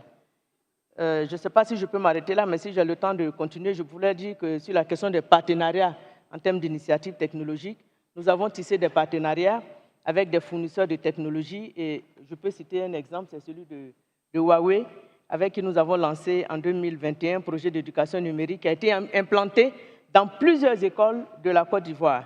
Et les systèmes de vidéoprotection, vidéosurveillance, de Wi-Fi, de salles multimédia, de plateformes e-learning et de VDI qui sont déployés dans plus de 74 établissements de notre pays. Et notre objectif, nous venons de lancer officiellement la stratégie nationale de digitalisation 2024-2028. C'est une stratégie qui vise à transformer le système éducatif ivoirien par l'intégration de technologies numériques. Nous avons un besoin de 364 millions de dollars et c'est structuré autour de 3 piliers. Le premier, c'est l'accès équitable aux technologies avec le déploiement d'infrastructures de contenu adaptées. Le second, c'est la transformation organisationnelle avec la modernisation de notre système éducatif pour mieux intégrer le numérique. Et le troisième et dernier pilier, c'est le développement des compétences numériques à travers la formation des apprenants, des enseignants, des encadreurs, des administrateurs et également des parents d'élèves. Merci beaucoup. Merci, Madame le ministre, pour partager avec nous les grands défis. I'm explaining a bit, just a quick brief of what the minister was alluding to, as I request the Minister of Zambia to come in as well. So, Minister, the Côte d'Ivoire has shared some of the challenges that they are facing that may actually be common to many countries, including the issue of access, so infrastructure, connectivity, electricity, the issue of the developing local content that is aligned with the use of technology. There is the issue that I will actually describe as a resistance to change that we have seen in some of the countries, basically as they transit to digital technology. But interestingly, she also shares a strategy that they've come up with, which I found interesting because the strategy she's sharing is actually it's a comprehensive strategy that tackles both on the issue of infrastructure for education, but more importantly, is actually to look into the existing structure to see how best they can actually build it to become conducive for the integration of digital technology. And last but not least, professional development. We need our teachers, our educators, to move to this new digitalization world that is no longer an option. It's actually something we definitely need. So could you please share some of those in Zambia that you feel are unique or are common based on our colleague from the Minister from Ivory Coast? Thank you, Moderator. As my colleague from Côte d'Ivoire said, I think we have basic problems, especially of electricity. For us, if you check in the drought here, because we rely too much on hydroelectricity, so all the hydropower stations are now dry. But out of this crisis, we are getting out of it. What can we do out of this crisis? And hence, we have now turned to solar system with what we are now calling, because we have electricity in the rural areas, we are now building schools which are calling them smart schools, where a teacher in one school can teach the rest of the children elsewhere. So we are connecting that. But that is at the embryonic stage. The president this year declared that we must build 10 such smart schools in all the 10 provinces. So we have about 100. That will make it simpler. For example, if a person is teaching chemistry in one secondary school, he's teaching the rest of the 10 secondary schools the best teacher in chemistry. The best teacher in mathematics is teaching almost 10 secondary schools. So technology will make it simpler. Like you said, we will not replace teachers, but it will make teaching simple. But conversely, I'm not quite sure about the resistance to change. It seems for us, this system is actually attracting children to go to school. Yeah. It's attracting them. Even little kids, they're attracted towards that. Now we're going to learn from another teacher, not the usual teacher that I see. So all we need to do is to scale up, especially on solar energy, because we've been hit very hard. And this is why we had to change, my colleague from Rwanda, we had to change our budget system because of the drought. But even when we changed, the president cut with the means of finance, they cut from every ministry those things which are not essential. But they never cut from the means of education. They actually put more money in the means of education. All right? Even the school feeding program, cases of GP, but all of it went to the means of education in terms of a drought. So I am an advocate everywhere I go. I say that the industry, first of all, the agrarian revolution eluded us as Africa. We went to the agrarian first, industrial revolution eluded us. We must not be Cinderellas now in the technological revolution. So we must be at par everywhere. And just to say something that I echoed from my colleague from Rwanda. Yes, like you said, these donors are required. But the onus is on ourselves as governments, national governments. We must put more money ourselves. I'll give you an example, because I mean, I'm not shy about saying about my country. There was one time when donors were pulled out because of endemic corruption. In education, they brought too much money, you said, everybody brought in a lot of money. But because of endemic corruption, they were pulled out. So government remained alone because people help you, and then you want to help yourself instead of actually doing something why people have helped you. And this really hurts me when I come to that, because when everybody went away, our education system just went down. Because, first of all, the national budget could not sustain that. It is only now that we're trying to cultivate trust, because trust is a cultivated trait. No one can just trust you just like that. Somebody must see to say that what they put for you, you are using it for your intended purpose. So national governments must be serious in what they do, especially if you are investing in education. And this is what we have now taken ourselves. We're only 3 years in government. But I think the systems that we have put in place to make sure that every child is in school. Just after 3 years, 2 million children are now in school. 2 million. You can never imagine. Now, I try to extrapolate. There are now 6 million children in school out of a population of 20 million. Meaning that if you extrapolate in the next 10 years, 10 million children will be in school. Meaning that half of our country will be in school. It also tells you, say, that half of the next generation will be in school. So what do you do with that generation? So invest in them. We have no option. My president used to say that out of $1, make sure that 75 pence is in education. And he has just blinded himself, said that I don't care about what you say. I will invest in the people that I say. I cannot invest in the mines which I have not yet seen. Where will you find the metallurgists? If you want to invest in agriculture, where you going to get soil scientists? You get them out of the school system. And the beginning is to shape a child at early childhood education. Thank you. Thank you, Minister. Thank you. Very much appreciated. Pia, I'm not going to take too much of your time. I need to give because time is really moving so fast. So you can take the floor. Yeah. Great, thanks Albert so much, and what a fantastic panel. We're going to shift gears a bit now, and we're going to look to the future.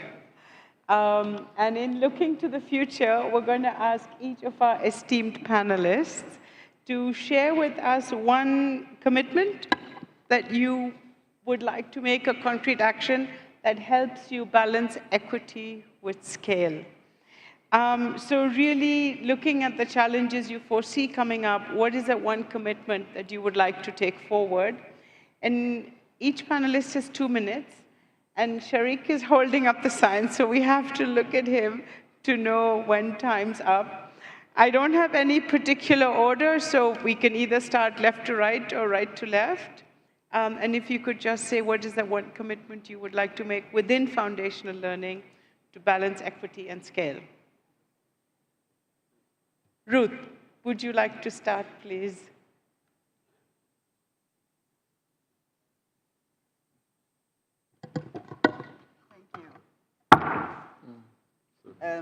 Ultimately, it's about making sure that children enroll in school, they remain in school long enough to learn. To do that, you need funding. Not just funding in blanket terms, but funding that is targeted to priority areas. And we all agreed that the priority at this point is getting the foundations right, because in doing so, the rest of the house becomes strong. 3, ensuring that partner funding is catalytic. Partner funding helps to close critical gaps. And partner funding is targeted.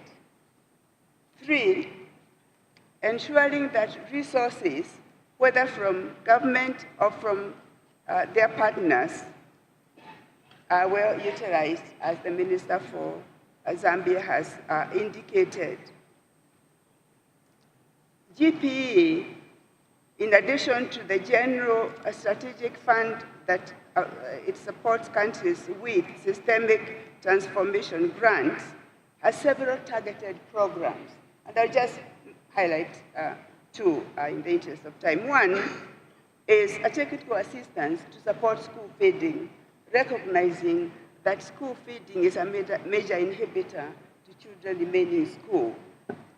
2, the Gender Accelerator funding that has been used quite effectively in systemically supporting countries get girls in school and keep them in school in terms of getting the right policies and the right structures in place.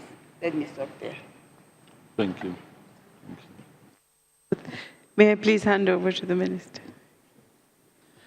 Thank you very much, Moderator. I will say what I said first, and it will end there. If you cultivate foundational learning, upper learning will grow. National governments are called upon to invest heavily on the people that we can see. The greatest asset of any country, whether in Africa, Europe, or whatever, it is its own people. If you cannot invest in your own people, you are investing where? Thank you.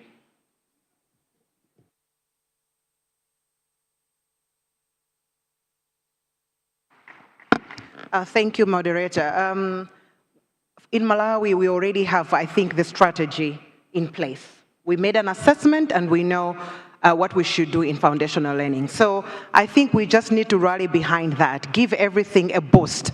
The issue of teacher deployment, increasing teachers in school, placing them where they're supposed to be. Other teachers are more talented to teach the young ones. So appropriate placing, making sure that we scale up the school feeding to reach 100% of the children and not the 30-something% that we have now.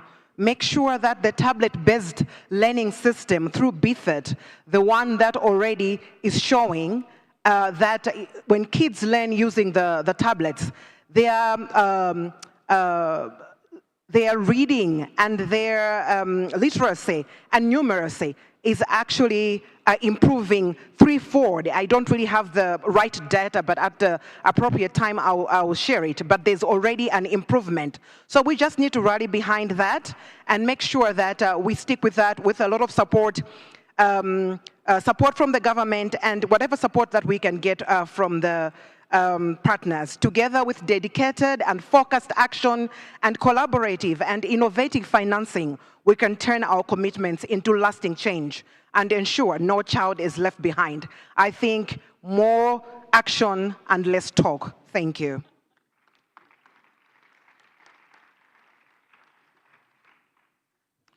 So I have a maybe provocative question. Going to Manos presented earlier the GMR results, that there are 18% of children who are out of school. Maybe the reason they're out of school is because school is not giving them the learning that they need. Maybe instead of trying to convince them through the imams, through some other meeting that you should send your children to school, maybe the schools that are around them should have better learning. maybe they're being rational in their decisions. And so to the question of what's our commitment to this equity issue, along with all of you, the Gates Foundation is going to be committed to improving learning at large scale, not only for the children in school, but for the children who are out of school who might come back if school had better outcomes. So I guess our commitment, I'd say this, we're going to persist because this problem is not solved, but there are real solutions that could come up with. I think we're going to talk at some point in the future about some of the new areas that the foundation wants to invest in, but they're going to be around how do we help increase dramatically the impacts on learning outcomes, but learning outcomes will be where we stay. Thank you.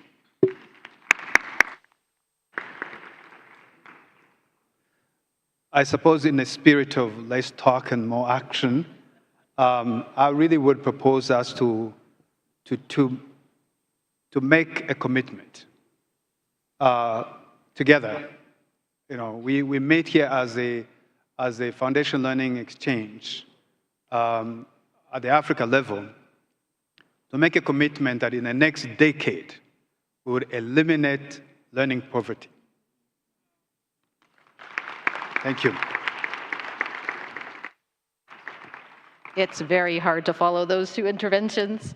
From our side, I think I would also want to pick up on what Ben was just saying about reaching out-of-school children and just the recognition that there are many factors, as to why children are out of school. Some of those relate to crisis, conflict, migration, our environment. On that, I would want to just commit to reaching the most marginalized children, including those out of school, and partnering with across the development and humanitarian nexus in order to ensure that those are also benefiting from all of our collective commitment to foundational learning. I'm going to add one more, though. I'm just going to add on that there's no way to achieve equity and scale unless you look at it through an inclusion lens. And so from our side, we just recently relaunched our disability policy. We're extremely excited that all of our USAID staff and our programs globally have committed that 100% of our education programs will take a disability inclusive lens, including the application of universal design for learning. And so with that, that is a commitment that as we move forward, we will be looking at things through a disability and an inclusion lens in order to ensure that as we go towards scale, we're also looking at equity and ensuring that all children have the chance to learn. Thank you.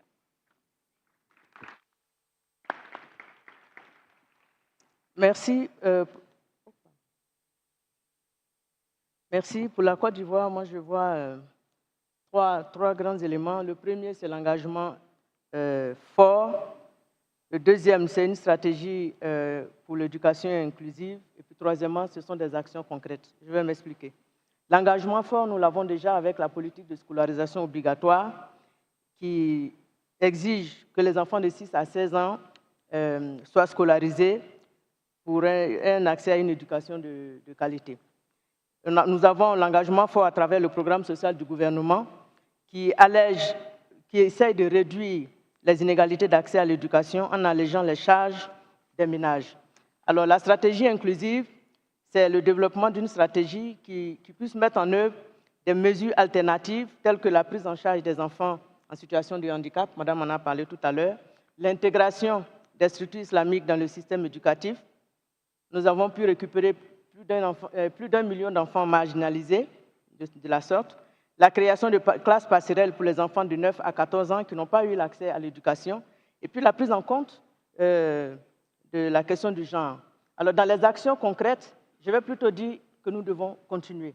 Continuer à distribuer gratuitement des kits, continuer à distribuer gratuitement des manuels comme nous le faisons déjà, continuer à développer et à implémenter la plateforme Mon école à la maison. Je vous ai dit que nous avons une stratégie de digitalisation. Continuer à améliorer l'alimentation scolaire en subventionnant les cantines scolaires. Continuer à faire le recrutement régionalisé des enseignants pour que chaque enseignant recruté reste dans la zone dans laquelle il a été recruter pour assurer la répartition équitable des enseignants dans les différentes régions du pays, rendre attrayante la carrière d'enseignant et puis poursuivre donc la recherche de financement innovant pour appuyer les efforts du gouvernement avec le secteur privé, enfin tout ce qu'on a dit ici tout à l'heure.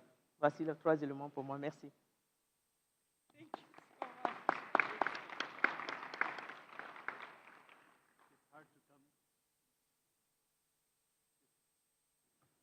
It's hard to come last after so many strong commitments, and so I find it so inspiring that I'll make 3. First, the time to act is now, and so I think that the World Bank has been the largest external financier of education, and so we're committed to continue to support our client countries, and we're in the process of approving a first umbrella project, again, trying to make things more agile, more responsive, more timely. We're in the process of approving our first umbrella project where Ethiopia and Comoros are the first countries to go, closely followed Madagascar and Malawi, so that we can continue to provide support to our counterparts in realizing the promise of education. Second, I think that, again, the time for results is now. And so, the second indicator of our corporate scorecard is no learning poverty, and so how to continue to support in making sure that the potential of education is realized in every child. And finally, I think that following the learning exchange, to continue to make a commitment to draw lessons learned and to reflect upon what works, and ensuring that the knowledge and the know-how to improve our education is available to everybody.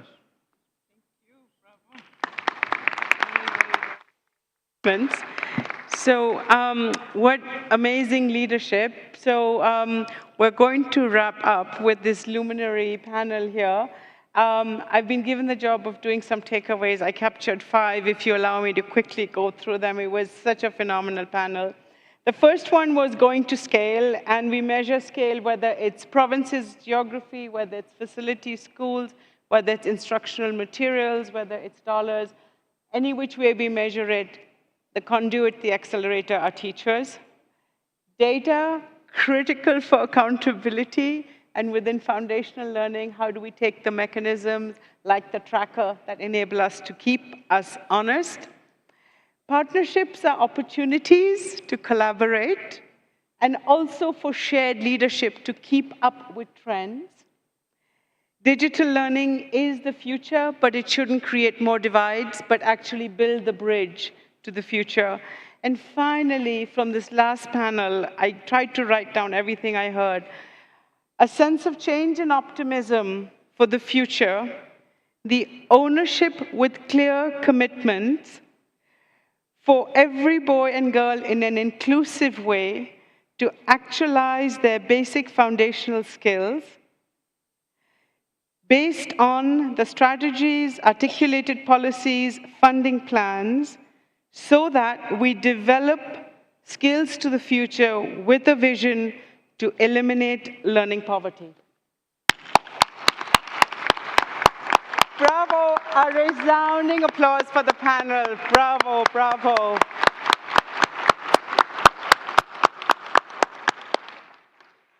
Thank you.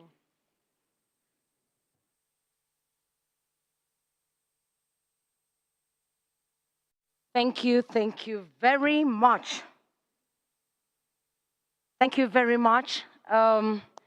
Great moderation by Pia and Albert. That was a wonderful conversation. Mr. Senyumana said we need to be creative in how we invest in our education. And earlier, His Excellency Hichilema had said we need innovative ways of financing education. My takeaway is that we should get creative and innovative for foundational learning. Can you guys hear me? Oh, okay. For a moment there, I thought the mic was off. I thought I was being punished. Okay, here's a few announcements. I have just a few announcements before we go for lunch. There will be an email that will be sent to the delegates that will be joining Thank you very much as the panelists walk off the stage. Thank you. We do appreciate. Merci. Merci. Asante sana. Thank you. An email will be sent out to the delegates that will be joining the school visits tomorrow. Unfortunately, we couldn't accommodate everyone. The demand was high. So some of us will stay behind and be part of the sessions planned for tomorrow morning. After lunch, we're soon breaking off for lunch. After lunch, our breakout sessions will be in MH3 and MH4. Those are downstairs. We're not coming back here, MH3 and MH4. Then we have a gala dinner tonight. It will be here at the tent outside. It starts at 7 p.m. Lunch for ministers, heads of delegation, and other VIPs is served in the auditorium club. The rest of us will have our lunch in the tent, which is at the square. Minister Senjimana, ministers from across Africa, ladies and gentlemen, it has been a great honor spending the day with you, and I'm looking forward to tomorrow. I hope you all are. As I release you to go out for lunch, I would love us to first allow the ministers and the other VIPs to be led out of the room, and afterwards the rest of us will go. Then we'll go have lunch and go to MH3 and MH4 later on. Thank you. It's been an honor, and you're such a wonderful audience.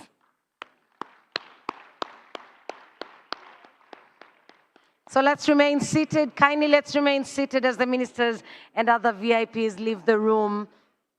They will be guided to the auditorium club where they're having their lunch, and the rest of us will go to the tent.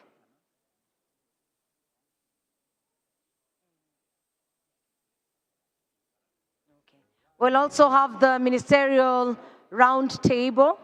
The ministerial round table will be happening. That's a parallel session away from MH3 and what will be going on at MH4. We'll have a ministerial round table as well. Thank you.